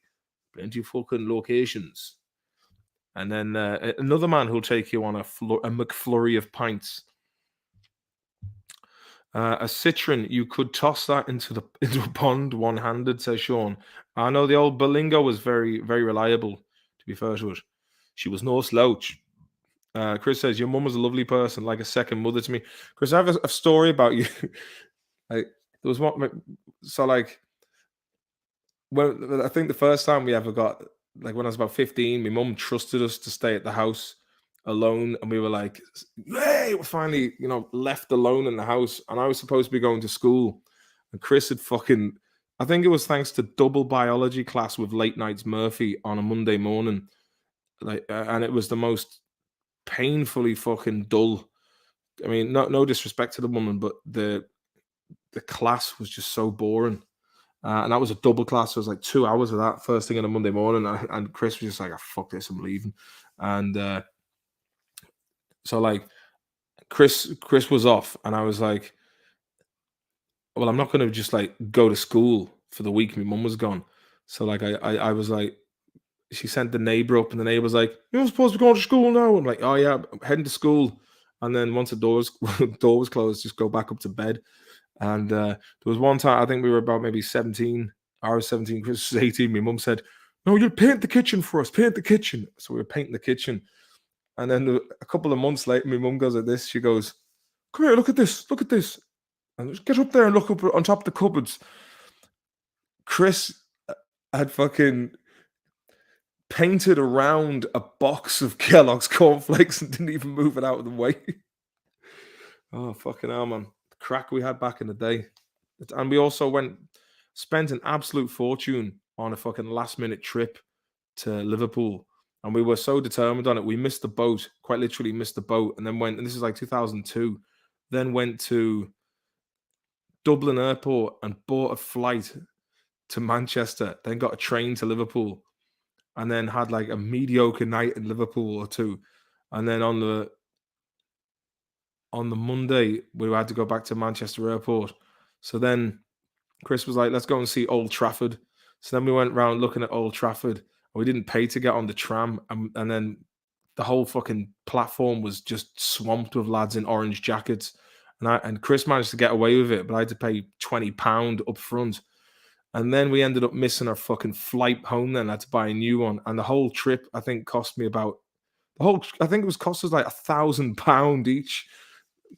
Don't remember the paint job. I'd say you weren't too fucking into it. Smirsh. What do you think of IRA songs? Fucking not too bothered about them, man. I think they sound nice. Yeah, I was I just fucking don't really mind them. Do you know what I mean? When Liverpool were playing Rangers there on Wednesday, fucking shout, "Come out, G Black and Tans!" man, and there was a few groans in the bar, and I was like, you know, kind of got a bit too carried away, like. But 7-1, some match. Shame they're doing shite in the Premiership. Ooh says Chris K. I led Chris. Then there was that other time. My mum got him to do the lawn mowing, and we had like one of those annoying fly mow leads, and he just ran over the cable of the fucking lawnmower. And then my mum was doing it 2 weeks later, and fucking she went, "The fucking cable! I got a shock and it threw me 15 feet across the yard." But the crack we had, man. So, like, there's another time when I was 17, then we were left alone for like a week or two, and I had a football in the house, and I went, "Way!" and kicked the football in the house, and then knocked one of these like spaniel ornaments off the mantelpiece. It smashed everywhere. But the back side of it was smashed, but the front side was still intact. So I tried to like glue all the bits together. I just looked like a really shit mosaic on the back of it. But obviously she found out. But I was some piss taker for myself and the younger sister, some piss taker for the house parties. Dr. David, bad idea to leave you at home by yourself at that age. Leave a 15-year-old boy by himself in the house. Within minutes, he'll be singing "Curds hither and yon." It looked like a disused PVA glue factory. Jeez, you have some memory, man. Yeah, I was actually telling that story recently. Can't remember to who, but man, you're gonna have to come over to me, Chris. It's been, I think, last time you were here was like 14 years ago. But you'd have some crack. It'd be a nice little burstner, man. A nice little burstner. So we're nearly up at the hour and a half mark, lads. Nearly up at the hour and a half mark. Fucking, I've got a bit of an old fucking.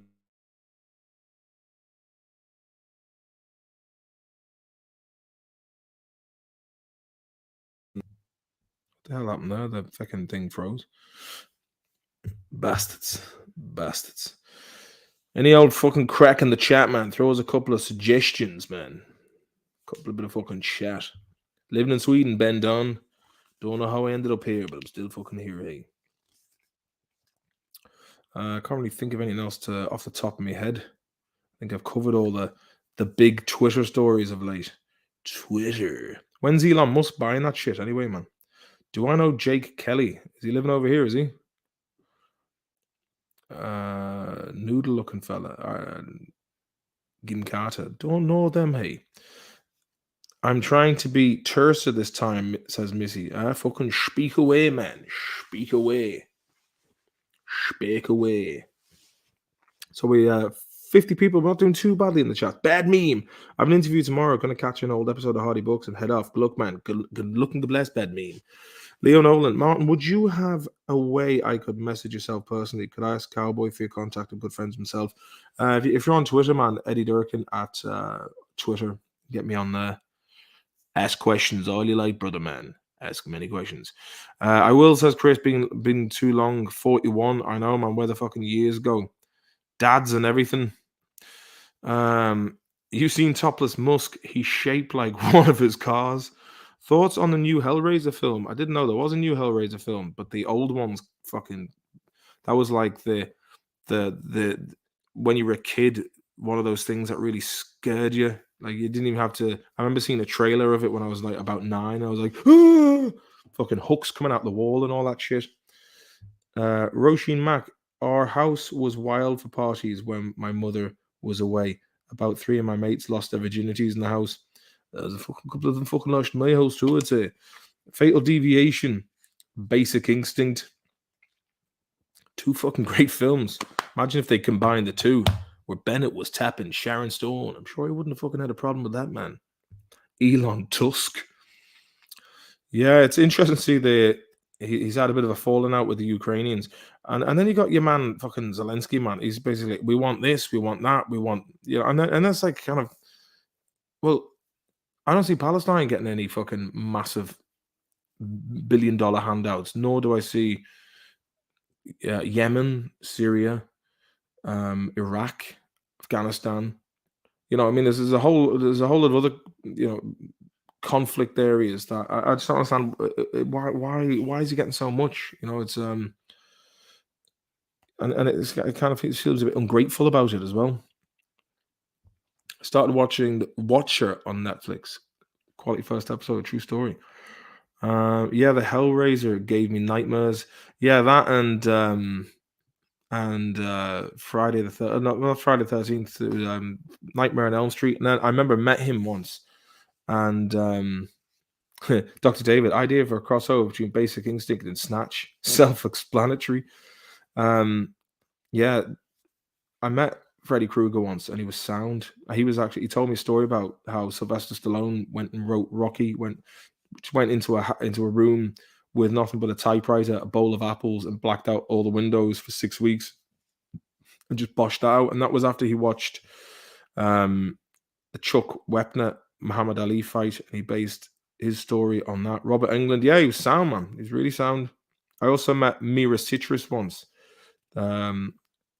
You one from the tasty Greek girl from next Star Trek Next Generation. She was fucking stacked, man. But she was really sound. I had a fight with my mate Sasha the night before when we were out. And I went to, I mean, there was a time we were just always fucking fighting each other on like properly throwing fists at each other. And I went to throw a punch at him, and he sidestepped it, and I hit the wall and cut my knuckles open. So the next day I was like dressed in like a suit jacket, looking like some, and I was like, what if they think I'm a sci-fi geek? And I was like, and then I was like, maybe I do look like a sci-fi geek. I don't know. But I remember like being in hysterics laughing when I saw a woman who was shaped like a toffee apple. Like basically her body was spherical and she had two really skinny legs, dressed in one of those William Riker black and red, or like the Picard look, and she was hanging out with another yellow guy. And it was the first time I'd ever been to a sci-fi convention and saw real people cosplaying like that. And I started laughing uncontrollably, and I rather enjoyed the experience. I met your man from Gimli, son of Gloin. What's his name? Reese. It's not Reese Ifans. Fucking yeah, him anyway. And the guy who played the Witch King and the Urukai, the big Maori fella, he was sound as well. Fucking some unit. Oh yeah, and also met Peter Mayhew, the guy who played Chewbacca, who was a real letdown. I'll tell you who was another real letdown. A few years later, me and French Toast, 2008, I think it was. We met Carl Weathers, and there was no one else around. We kind of we got there at the end of the weekend, and he was just John Rhys Davids. Thanks very much, Eddie. And yeah, it was just a bit. We were like, I walked up to him and said, "Dylan, you son of a bitch," thinking I was being smart, but he probably gets that quite a lot. Gonna reboot Rocky using a small-time Indonesian transsexual actress to keep it woke, says Sean. Oh, a spicy take. Doing well, just escaped the LA rush hour. Missy, where are you based? Are you in LA? Where are you? Redondo, is it? Out Redondo way? Are you up in fucking... What's the name of the place? Fucking... Where Big Lebowski was set, northeast. I can't remember the fucking place. I start to feel tired now. I was up since fucking 6:45 this morning. Smersh says, a woman shaped like a toffee apple. Yeah, that's the best way I could have explained it, to be quite honest. Ben Don, any interest in House of the Dragon, the Game of Thrones spin-off? Does it have anything to do with the original Game of Thrones series? And I didn't really watch it after series 3. I just kind of, and like I said last week, it's just everyone talking about it, like dickheads on Irish radio going, "Oh, this is new Game of Thrones, very cool." I was like, oh, fuck this, man. Yeah, like it's just fucking shite, man. You know what I mean? Up the foothills up near Santa Clarita. Which way is that? Is that like foothills? Is that as you go out west towards the desert? Is it? Imagine remaking Rambo in today's era. They'd make him a QAnon member. Rancho Cucamonga. It's a prequel set in a century or so before, so it's basically the same kind of business model as the Rings of Power. Great show, a lot less tits and more drama. North of the Valley. All right, yeah. So, yeah, okay. So you're up towards out Highway One, neck of the woods. It'd be really cool to come to America again, man. I haven't been there for years, but like it's just getting time off away from my parental obligations, which seems to be just the way it is nowadays. Ad Blacker, Martin, you schooling on anything tonight, lad? Just this so far, and I started off with a couple of gulps in the beginning, and took it handy. Game of the Lord of the Thrones, fucking dragons and little fucking lads running around with scabbards and swords, mate. Fucking cod pieces, beards with the tits out. Funny enough, in 2011 when I was in LA, there was a girl called Esme Bianco who was living with a friend of mine, Kerry. Good looking English bird, man. And she was like, yeah, I was in Game of Thrones.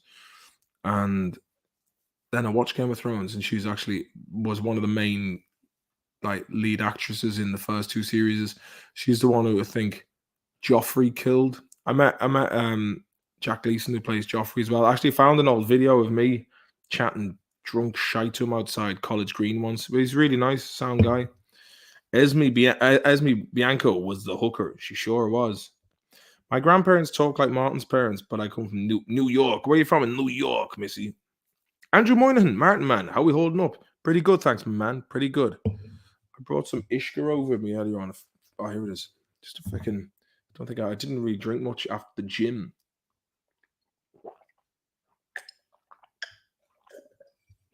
That'll do.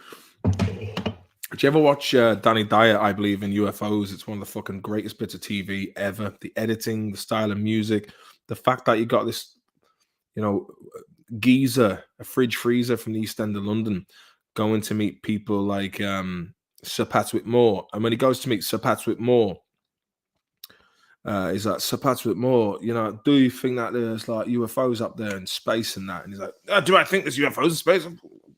Aliens? Of course I do. It's preposterous to think otherwise.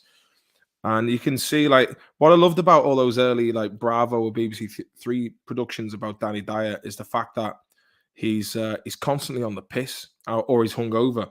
And when he's at Patrick Moore's place, he's got a glass of red wine, a coffee, and a water. And I met Danny Dyer once out in Ibiza, and he's in a little snippet in the end of the first series when we're in Ibiza. Good old Games Master. How do I build my own levels in Sonic 1? If you press up C, down C, left C, right C, A and start, you can access the world building feature.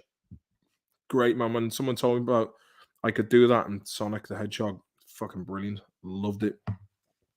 Kind of miss those old style, like Mega Drive or SNES control deck or Master System platforms, because there was something nice about the simplicity of just fucking hopping from platforms. And then everything became like three-dimensional. I was a bit shite, man. It was a bit kind of... didn't really like that, to be honest with you. Whereas if you do play something like fucking GTA or The Witcher or Fallout, it's a different ball game, isn't it? Open world. Oh, dear God. Do you think Danny Dyer is a character? Or do you think he's just special? I think Danny Dyer is both. I think he's a special character, as in he is his ability to be unintentionally funny and funny is something that's fucking brilliant. It's like when he meets all those guys at this pub in, I think it's Shropshire, and there's been a lot of crop circle activity going on up there, and he walks into this pub and he goes, so do you reckon it's a bunch of geezers running around with boards strapped to their feet, or is it that mob up there? But it's brilliant, man. I used to play Pitfall on Atari. Do you remember Flashback? That was one that was like, the graphics are amazing. That was like a platform. But I remember playing it and then just getting stuck in a pit. That was the annoying thing about games back in the day. Like, if there's like a glitch and you get stuck, you'd have to just turn it off. There was like, and you'd try for ages so you wouldn't lose your progress, but then you'd be like, you'd have to concede that it's got a hard reset it, man. Good man, let the sneezes out. Oh ho ho. Those games are always there and easy to acquire.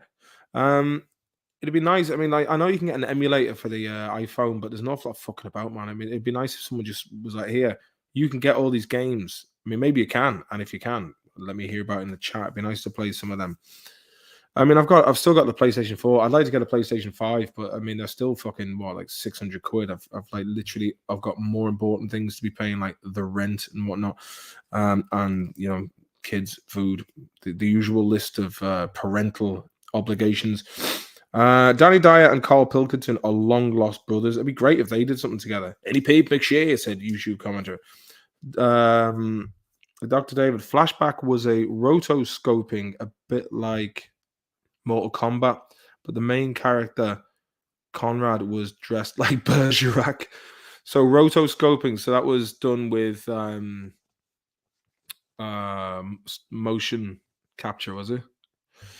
Did you ever see Memories of a Murderer? Just watched it, the class movie. Memories of a Murderer. I'll have to check that out. Guy Ritchie and Momentum. That kind of reminds me of that when you say it. The Nilsson tapes. Dennis Nilsson narrates his life and horrific crimes through a series of chilling audio tapes recorded from his jail cell. Jeez, tonight. Oh, the Nilsson tapes real. Memories of a Murder. The Nilsson tapes, a British documentary filmed for the Netflix. Oh my god, Scottish serial killer Dennis. Wasn't he the guy who was? He was the guy who was based in around North London, if I'm not mistaken. Because I remember my mother talking about she lived on the same road. What was his fucking name again? Dennis Nilsson. Apparently, like she lived in the same street as him. Mad prick. Yeah, I mean, looks like a wrong'un. You just see him, proper wrong'un. Oh, proper wrong'un, hey. Moved to London. Willesden Green, yeah. She lived on the same street as him. Didn't he have people buried in his like fucking street? He was initially posted to a job centre in Denmark Street, where primary role was to find employment for unskilled labourers at his workplace. Nelson was known to be a quiet, conscientious employee who was active in the trade union movement. His attendance record was mediocre, although he frequently volunteered to work overtime, leading to several colleagues to suspect he was something of a loner. In 1979, Nilsson was appointed acting executive officer. He was officially promoted to the position of executive officer with additional supervisory responsibilities in June 1982 and transferred to another job centre in Kentish Town, continuing his job until his arrest. Strange. He was on Melrose Avenue. He was in the army as well.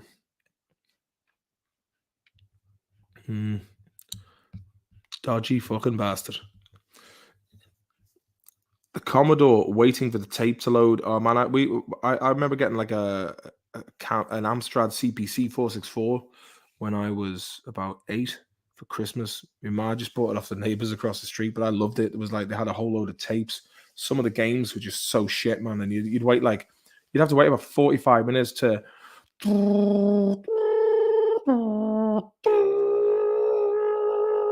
that would just repeat that noise over and over again. And it was one game called Advanced Pinball Simulator by Codemasters, and it was just I remember asking my mum for my 10th birthday to get this thing, Aliens by US Gold, and I was looking at the shots on the back of it, and I think they were taken from like a Commodore. That was the annoying thing. Like the games look better if they were on like a Commodore or a Spectrum, and it was just shite, man. It was just like there was this thing where you just had to go through these rings, like the drop ship, and you could never get past it.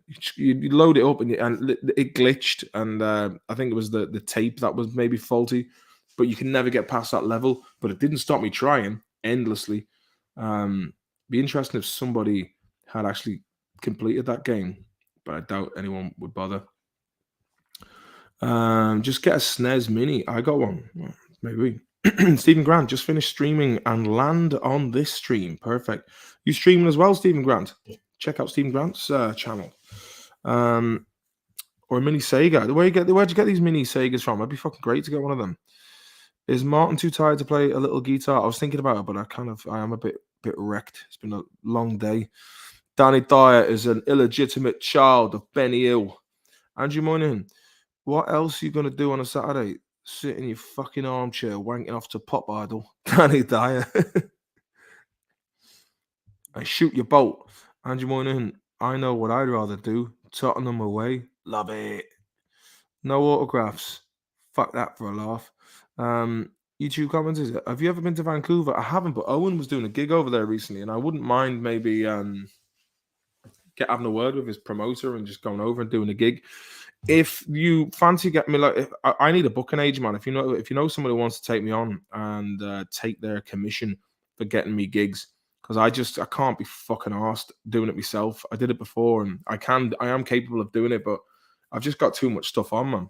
I mean, when I was doing that was before me and the ex-wife were decoupled, and there's a lot of moving parts. But I do need a booking agent if anyone can recommend a good one. Shawnee, have you ever watched That Chapter on YouTube? I haven't. I can check that out and see what it's about. That Chapter.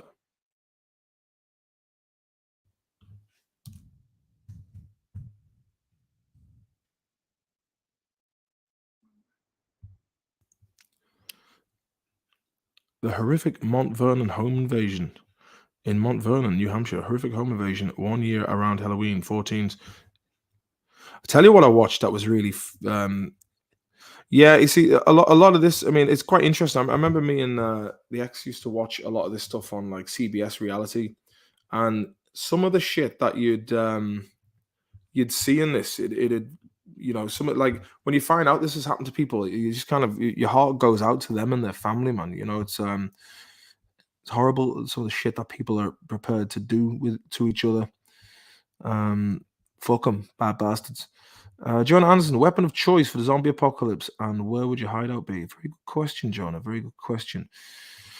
Probably a minigun if I could get my hands on one, and probably a fortified castle on a hilltop. If there was like a sheer drop on the backside, but if it was breached, you just have to go down with a fucking hand grenade and go, fuck the lot of ya! And then just take them out. That would probably be my weapon of choice. Plenty of ammo as well. Cannibalics, your profile pic looks like Danny Dyer. It's Danny Dyer's cousin, in it, from Chicago.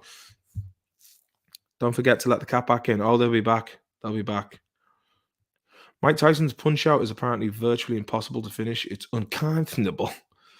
What's the snooze like? Hey, it's grand. I'm fucking heavily addicted to them. Like sometimes you'll have one in, you'll be like, oh, I must have a snooze. You've already got one in. Piston Honda. Pez Power. You can find all the minis online. I'll text you links. Yeah, that'd be great. Fair play to you. Cheers, Christine. Neo, yeah, I saw one where someone was buried alive, was fucked. Yeah.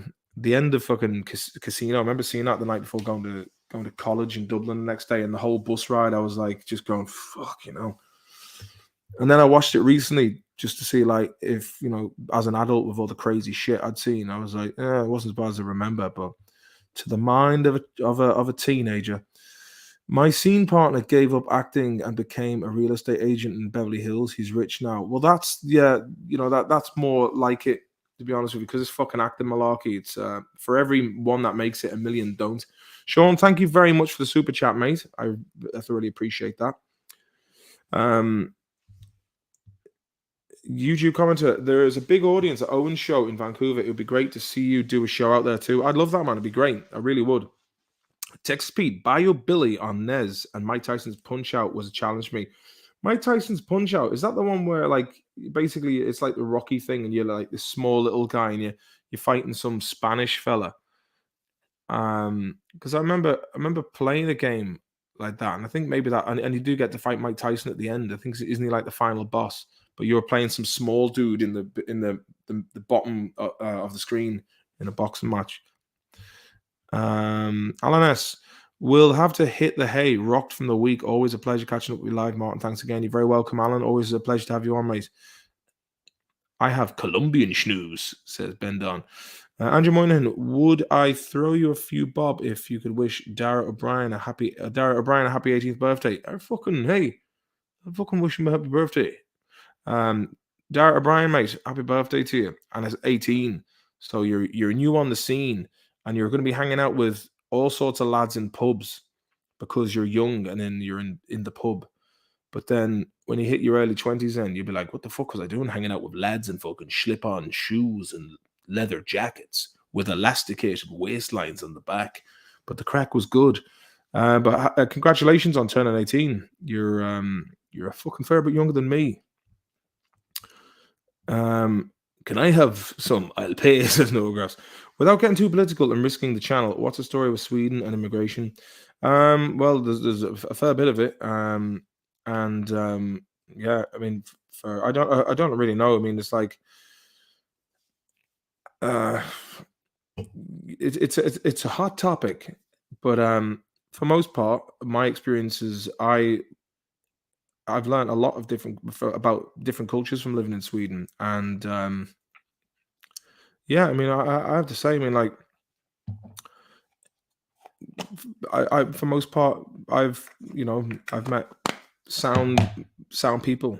I think a lot of it, but like the thing is, I think that Sweden wasn't capable of. I know that the resources, because Sweden was, it is a rich country by, first of all, they didn't go into 2 world wars. There's a lot of old money here. There's a lot of natural resources, and I think in the 80s, like, if I've heard stories about people who came in the 80s and they were given like money. You want a record collection? Here's money towards your record collection. But I think there are people who are coming in who, like, and this is myself saying this as a man who's lived here this long, from Ireland, who's a native English speaker, speaks Swedish, and I find it difficult here. So I can imagine if you're coming from somewhere which is completely antithetical to Sweden. Let's say you came from, I don't know, Ethiopia or something. And there's been a lot of people who have come in recently in the last decade, and I don't think the system, like doctor's appointments are difficult to get now, and I think in terms of integration, it's very difficult because you have the native Swedes, and they're pretty much a very shy and reserved bunch. But I think a lot of the time, it's like if I'm hanging out with people, I usually hang out with Irish people, and I think that the integration of different cultures can be quite an issue for the government to take care of. And yeah, so that's basically my on the ground take on it. But there has been a rise in crime lately as well. Apparently, like, there was two guys, like teenagers, shot with an AK-47 and killed last weekend. Another guy up in Märsta in north of Stockholm. And I was talking to a woman today who said there's basically one murder a day happening now. I don't know if that's in Stockholm or Sweden. But then you've got like TV shows that are coming out which kind of like glorify like gang culture. Like, when I first came to Sweden, I was probably one of the dodgiest people to have arrived, and there's a fair bit of, like, there's a lot of like gang wars that are taking place, and that's just a fact. You can read it in the newspapers. So there's nothing to. I'm just giving you basically what I see, but for most part, like, I get on well with most people I meet. Andrew Morgan, thank you very much, mate. Cheers, man. Durkin, always a real one. Thank you, mate. Appreciate that. Dr. David, humans are interesting and terrifying and fascinating and scary, of what we're capable of, such amazing things at the same time, such horrible shit. Yep, we're insane, smart, and also dumb as fuck at the same time. Big up the Hardy Book, says Wolfman. Missy, my writing teacher lives in Halmstad. Halmstad's supposed to be a nice place. She wants me to visit and ride her ponies. That sounds like a nice little touch. It's by the sea as well, apparently, in southwest Sweden. What's the Swedish version of GAA? I don't think there is one. I think they play a lot of handball over here, but it's kind of like Olympic handball. So it's basically like they, instead of using your feet, you throw the ball. It's a bit strange. Wellbook says Kevin Moore, and I was wondering if you'd be popping in, Kevin. Wellbook Friday night, softed at work. Any hash? The Turkish mafia runs Stockholm, says Power Productions. Well, there's a whole load of different cultures because in the 90s, Sweden saw. I mean, the first migrants that came to Sweden that in notable historical senses were the Wallooners that came from Holland, or they came from Belgium, and they were like blacksmiths and builders, and a lot of them were employed to be building castles and the old town in Gamlestan, for example. And then there's a lot of people came from Chile in the 70s when Pinochet and the revolution kicked off there, or the coup, should I say. And then in the 90s, you had a large population from the Balkans that came here, whether they were Serbs, Albanians, Bosnians, so there's a whole, they came. And what happens here, and then after the, a lot of Somalians came here, Ethiopians, Eritreans, Syrians, Turkish, Aramaic, Turkish, and Syrians. So they'd be Orthodox Christians, some Greeks, not that many Irish. And, you'll see like Irish Australians. And there's a lot of English speaking people. Then in 2015, a lot of people came notably from Afghanistan, Iran, Syria, Bangladesh. So basically Stockholm it's like a mini New York in terms of all because you basically have people from all over the place. And when I was in Swedish school over here, I learned a huge amount. Like that's another thing. Like the great thing about going to Swedish schools, you learn from speaking to people about other cultures, which I don't think I would have had that information at such an early age. And I think that's really served me well to understand different cultures as well. So that was a cool thing about going to the Swedish school, as well as learning Swedish, which I didn't really do that because I was just rocking with a fucking skateboard late all the time, being like, "Word up, dudes!" I didn't get a notification when he went live, the bastards. But I would to what I was going to say about the different groups. There are different organizations, let's say, that are vying for the top spot here in. There's a lot of shootings going on in the suburbs of late, in all major cities. But I understand how it must feel if you go into town, you see lads driving around in Lamborghinis and living the fucking high life, and you're stuck at the end of a train line, just wanting to elevate yourself, and like the options aren't there. So I understand how. The allure of, I mean, there's a TV series here called Snapper Cash that was written by a guy called Jens Lapidus that was based on, I suppose, real life anecdotes that he would have experienced. And there's a TV series of that now, but Sweden has kind of gone the way of England in terms of like young fellas are now wearing like tracksuits and wearing Armani EA7 bags, and like.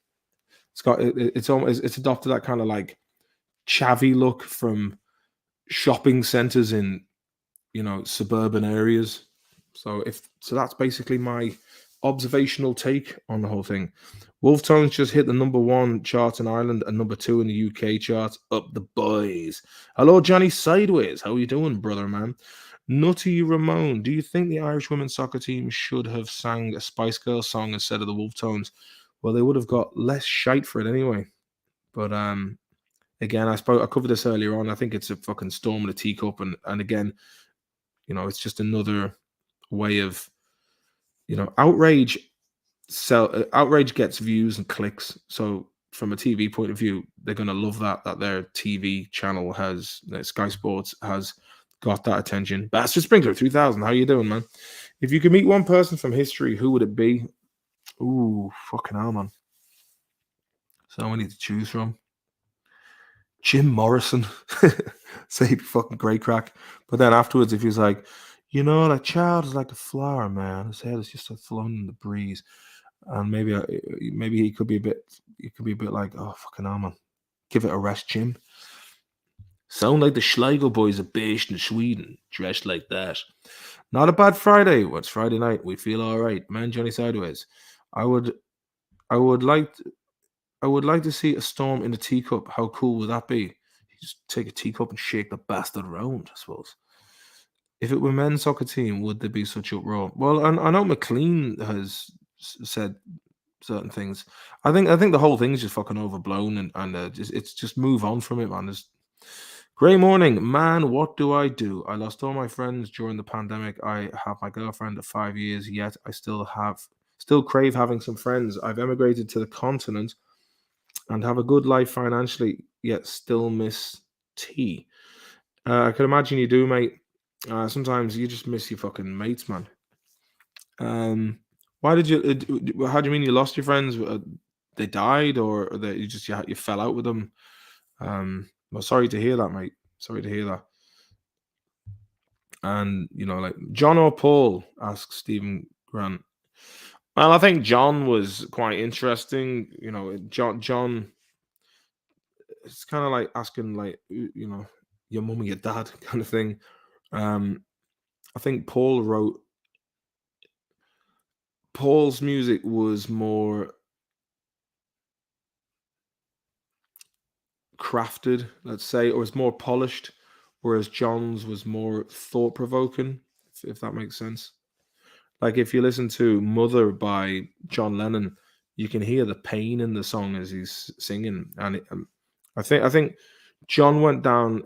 Paul's music was more commercially accessible to a wider audience, whereas I think John Lennon's stuff was definitely more authentic in terms of the places that he thematically,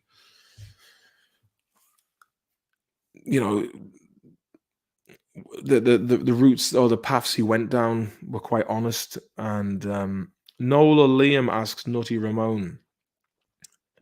Again, it's a tough one because Noel is an excellent songwriter and guitarist and composer and lyricist, and he's also very on point.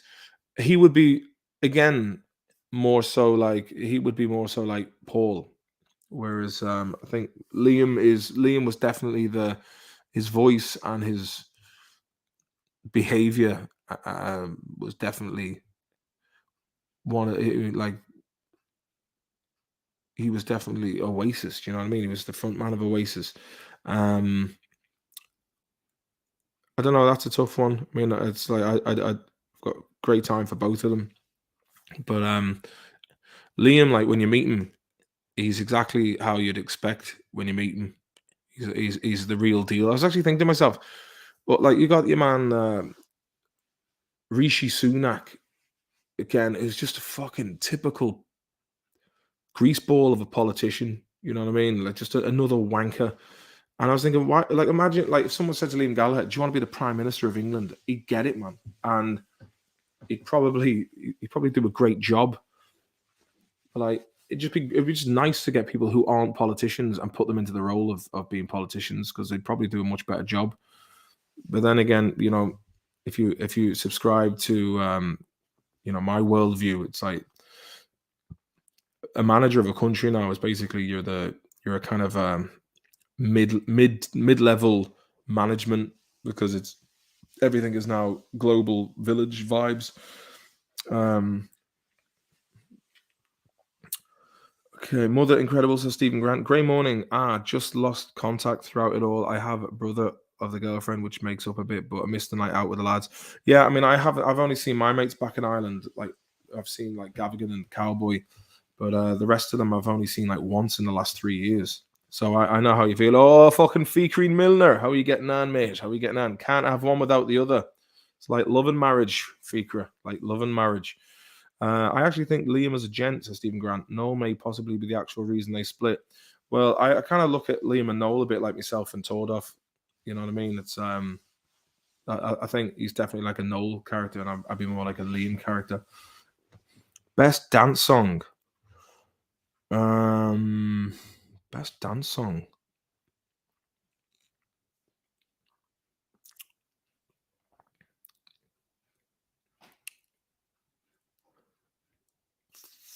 Don't know, man. There's so many, to choose. Probably something like fucking Sandstorm. I don't know. There's a cool song I really like. Perfect Exceeder by Mason, which is a great touch. Cy Bennett, how are you doing? Missy, the political stage is for puppets only. Yeah, I don't know who the fuck in their right mind would want to take that job. Nutty Ramon says Trump was class. Well, the thing is with Trump, he really pissed off all the right people. And like he's a greasy fucking businessman who was well connected to some shady characters, and I'm sure he pulled a lot of greasy moves in his time. But when you see the people he pisses off, and then again, like the Clintons, and you kind of like, well, he's fucking, at least he did that and he pissed people off. Um, best dance song, Don't Rock the Boat. Stephen Grant, sorry if you've explained this before. Please explain Uncle Mick from Hollybook. Seems like a legit legend. He's my dad's brother. And when we first shown him what we did on the Bebo demos, we were like, "Hey, do you want to be in this?" And he looked at it and he was like, "Yeah, that's comedy, is it?" But then when he heard Archie, you were involved, and there was an old fucking touch of wedge. He was in like Flynn, and he was very good. Dave, how are you getting on? Ara, how's it going, man? Not too fucking bad, man. Not too bad. Saxon Cigars, haha, says Fikra Milner. Texas Pete, who knows all the people that are crossing our borders in the USA? Hey, look, I mean, the thing is, I don't like. Most people are just trying to, go off and find a life for themselves, and you can't blame them for that. But there is a lot of people who are making money off that, and the fentanyl situation is fucking out of control. I think more. Is it like there are more people lost every year to overdoses than there was in the Vietnam War? I mean, that's a fucking situation that needs to be sorted out. And then you're thinking, who's making the fentanyl, man? Where's that coming from? So it's look, it's being destroyed by fucking people like the World Economic Forum and Soros and all these lads. They want to just they have to destroy the states because that's the final. Once that's out of the way, everyone, the rest are like dominoes. And I talk about this. It's a depressing topic, but it's basically a realistic thing that's happening. And when you look at all the Henry Kissinger destroyed the labor markets in the US and Europe when he went over to the likes of Taiwan and China after Mao Zedong died. And basically, our job in the West is to consume products made in the East for companies in the West. And basically, it's funny, man, because we were talking earlier about like the Republicans and the Democrats, and I always looked at the Republican Party as being like the most hawkish party, like fucking George Bush, the lesser Bush, George Bush Jr. with like war in Iraq, fucking 9/11, all that kind of shit, and Afghanistan. A lot, people, young Americans were sent over there to fight these wars, and coming back with all sorts of fucking PTSD and whatnot. And I know the people who died in the combat and the civilians and that it all kind of, but then you look at it's a continuation of government. It doesn't fucking, it's like basically being the manager of a McDonald's. You can run it really well, but it's still, you're not going to change the menu. You're not going to, you're basically doing your job. And, I think you got lobbyists, political action committees, and corporate interests that do actually pull the strings behind the scenes. The weapons contractors. And this is just a fucking sad reality about it. I'm off to the Nesh to enjoy Friday, everyone. Good chat as always. Feel like I haven't been on in like 6 months. Good on you, Neo. Nice to have you back, mate. And good night. About young Bill Clinton, says Fikra. John Lawler, thanks very much. Get yourself an old pint of the black stuff. Sound for the content, lad. Thank you very much, John. I appreciate that, mate. And to everyone else who's also donated to the chat tonight. You folks from the South are ready for anything, says Texas Pete. Trump was our best president. He said, in fairness, like when you look at it objectively, like he didn't have a fucking chance, man. In terms of like, it was always Steele dossier that was fucking bullshit. The Russia collusion thing was bullshit, and now Liz Cheney, and I see this fucking Joe woman on Twitter. It's like, finally, fuck yeah, we're gonna get him this. And it's like, no, you're not, because you've nothing on him. It's like there's loads of fucking shit that, like, they're all fucking greasy, man. It's just like it's a fucking dog and pony show, and it's really tiresome. It's like people who cheer on leaders like their football teams, but like if like you've got to look at, like, I mean, for better or worse, he put some bad fucking people in there, like in his cabinet, like that John Bolton's fucking, he looks like Samity Sam, the big fucking stupid mustache on him. Like, he like, I saw that video of Alexandria Cortez, and there were real progressives in there that were saying, like, you voted for this war that's going to potentially lead to a third world war. Like, for me, my stance is basically, I was always like a fucking classic liberal, man. I'm not gonna, like, I just want to be fucking left alone. That's my stance. And like, if we can maybe fucking take care of, I'm all about self-sustainability, and the idea of, instead of giving fucking government handouts, give a person a fucking job and a purpose. And it's like, you're like, if someone needs the fucking money and needs the support, then they should be, there should be an allowance there. But like, to be buying voters, you're just, it's putting the cart before the horse. And I think, like, get your fucking industries back to the West, man. Get manufacturing back to the States and back to Europe, because like, and then you got the likes of fucking Klaus Schwab and talking about that Harari guy, and he's saying, like, there's a lot of useless eaters, and you can only give them drugs and computer games. It's like, is that what we've been reduced to as adults in the modern world? It's cynical, it's depressing. Brian, I thought I might have missed the do. But look what Biden's doing. I mean, he's not, like, he doesn't know what the fuck he's doing, man. He's happy to have been the president, and people around him are making the decisions. Like, what's going on in Ukraine was the likes of Tory and Nuland and Blinken. Like, basically, it was a continuation of the Obama administration. Same people like Lindsey Graham and John McCain. It's just basically, they just picked up where they left off. And the unfortunate thing is, there are lives on the line here, man. It's like, I don't even, you look at these videos of Zelensky, and he's supposed to be in Kiev, and you're like, I doubt he is. I mean, like, basically, if he was in Kiev, like, the Russians would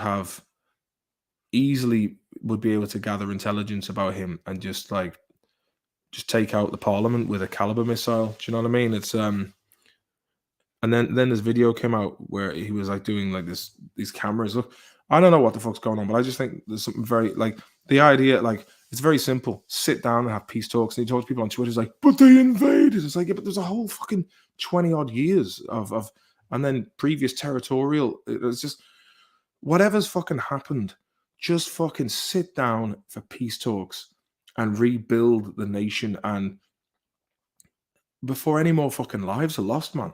Like, the same people who are like coming out saying shit like, if it only saves one life, it's worth it. These, like, just tropes and slogans that are coming fucking top down and disseminated through vacuous talking heads on TV. And most people are too intellectually fucking lazy or unconcerned. So they'll just take a cursory glance at whatever's happening on the fucking news, and then fucking swallow it, man. And then they're on to, like, looking at some fucking trivial game show or something. And, like, look, the thing is, like, I'm a comedian. Like, that's by trade what I am, even though I haven't done much of it lately. But, like, why is comedy funny? Because it's an observation. It's basically, you observe without prejudice. It's like you look at things without a filter, and this is I see what's going on, and it's like there's fucking pumping billions of taxpayers' money, while America itself and these other countries are, they're fucked, man. But that's about. I'm not going to talk anymore about that. It's fucking depressing. It's like, what can I do about it, man? I'm doing my bit, and I'm saying my piece, but I think it's a fucking tragedy for the people of Ukraine. I think it's a tragedy for the people of Russia. And if you look at your history about how World War One started and how alliances were forced to keep their pact, and how ultimately the flower of Europe was fucking, the young men was, and the rest of the world were sacrificed. Do you know what I mean? To the war machine. Secret societies delete control both sides. Well, I heard that.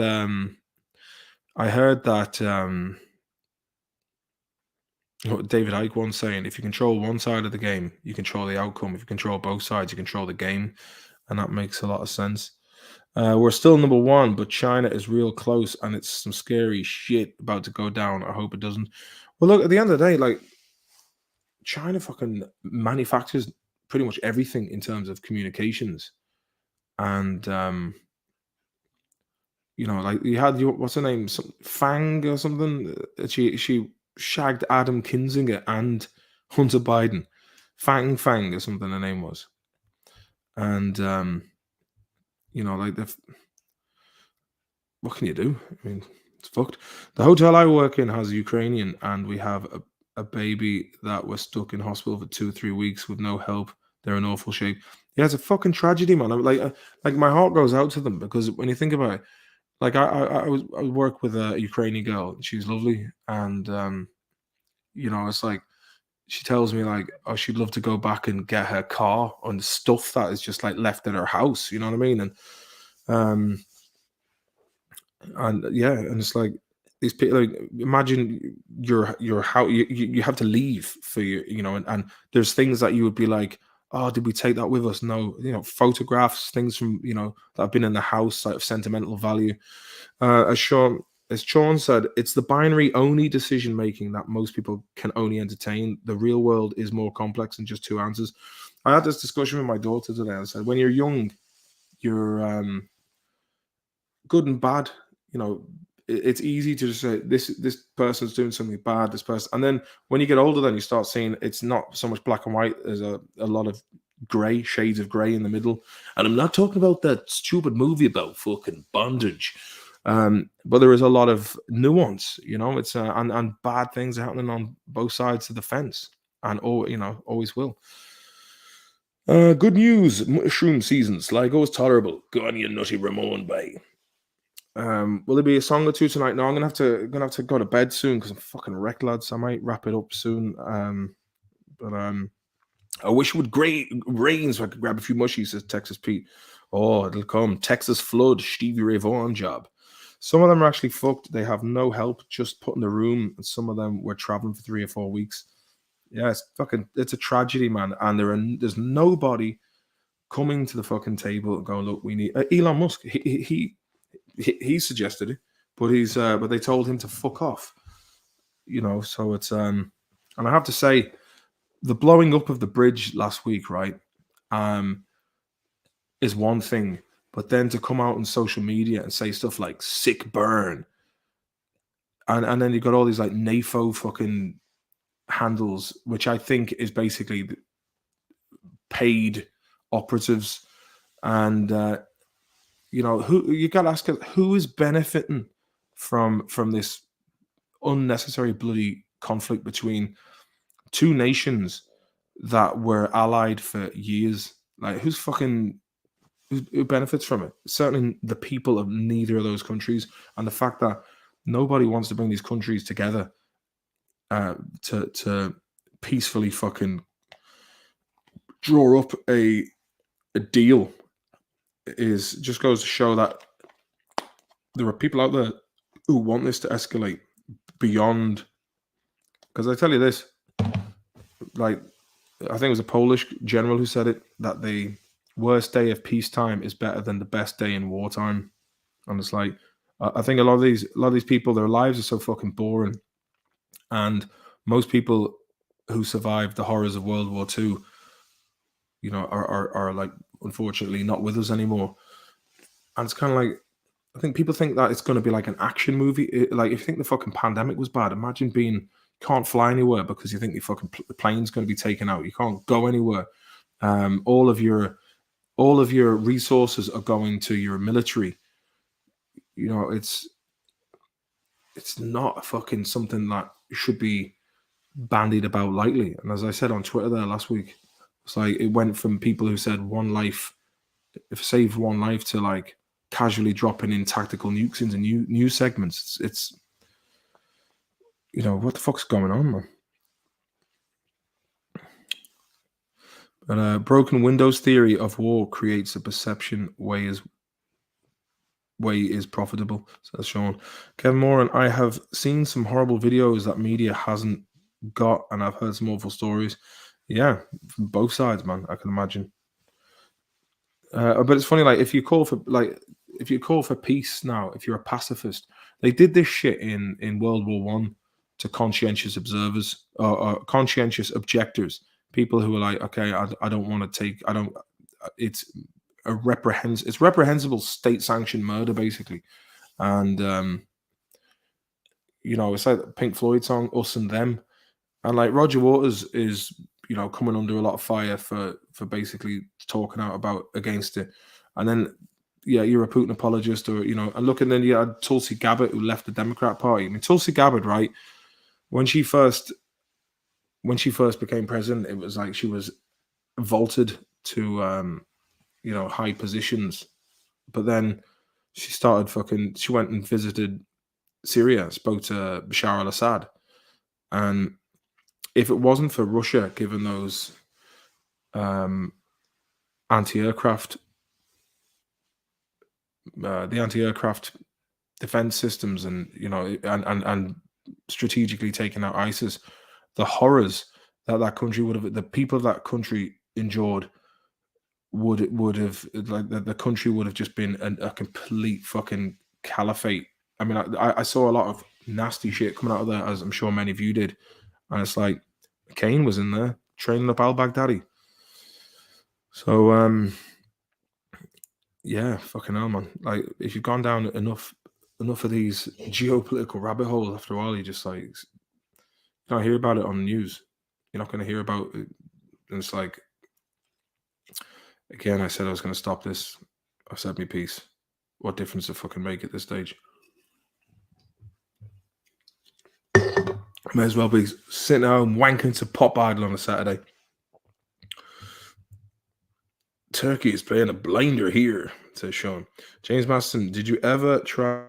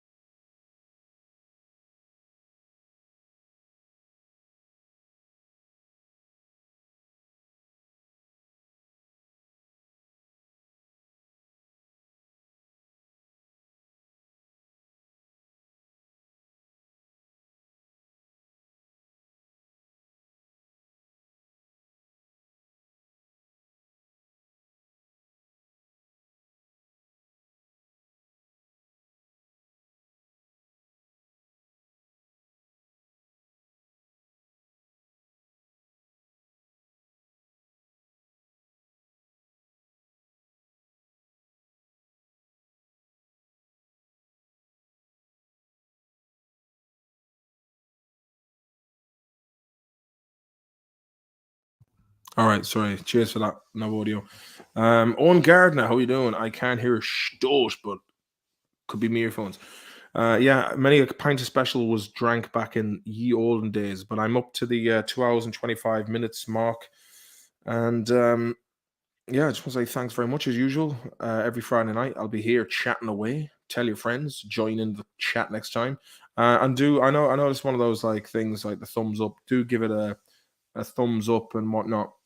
And yeah, I quite like the fact that the videos are, maybe about 700, 800 views. That's enough for me. Like, I quite like that.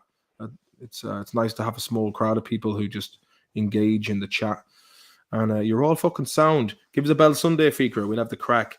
Good stream, lads. Really enjoyed it. Says, oh God, you're Kevin Ball. See you next mission, man.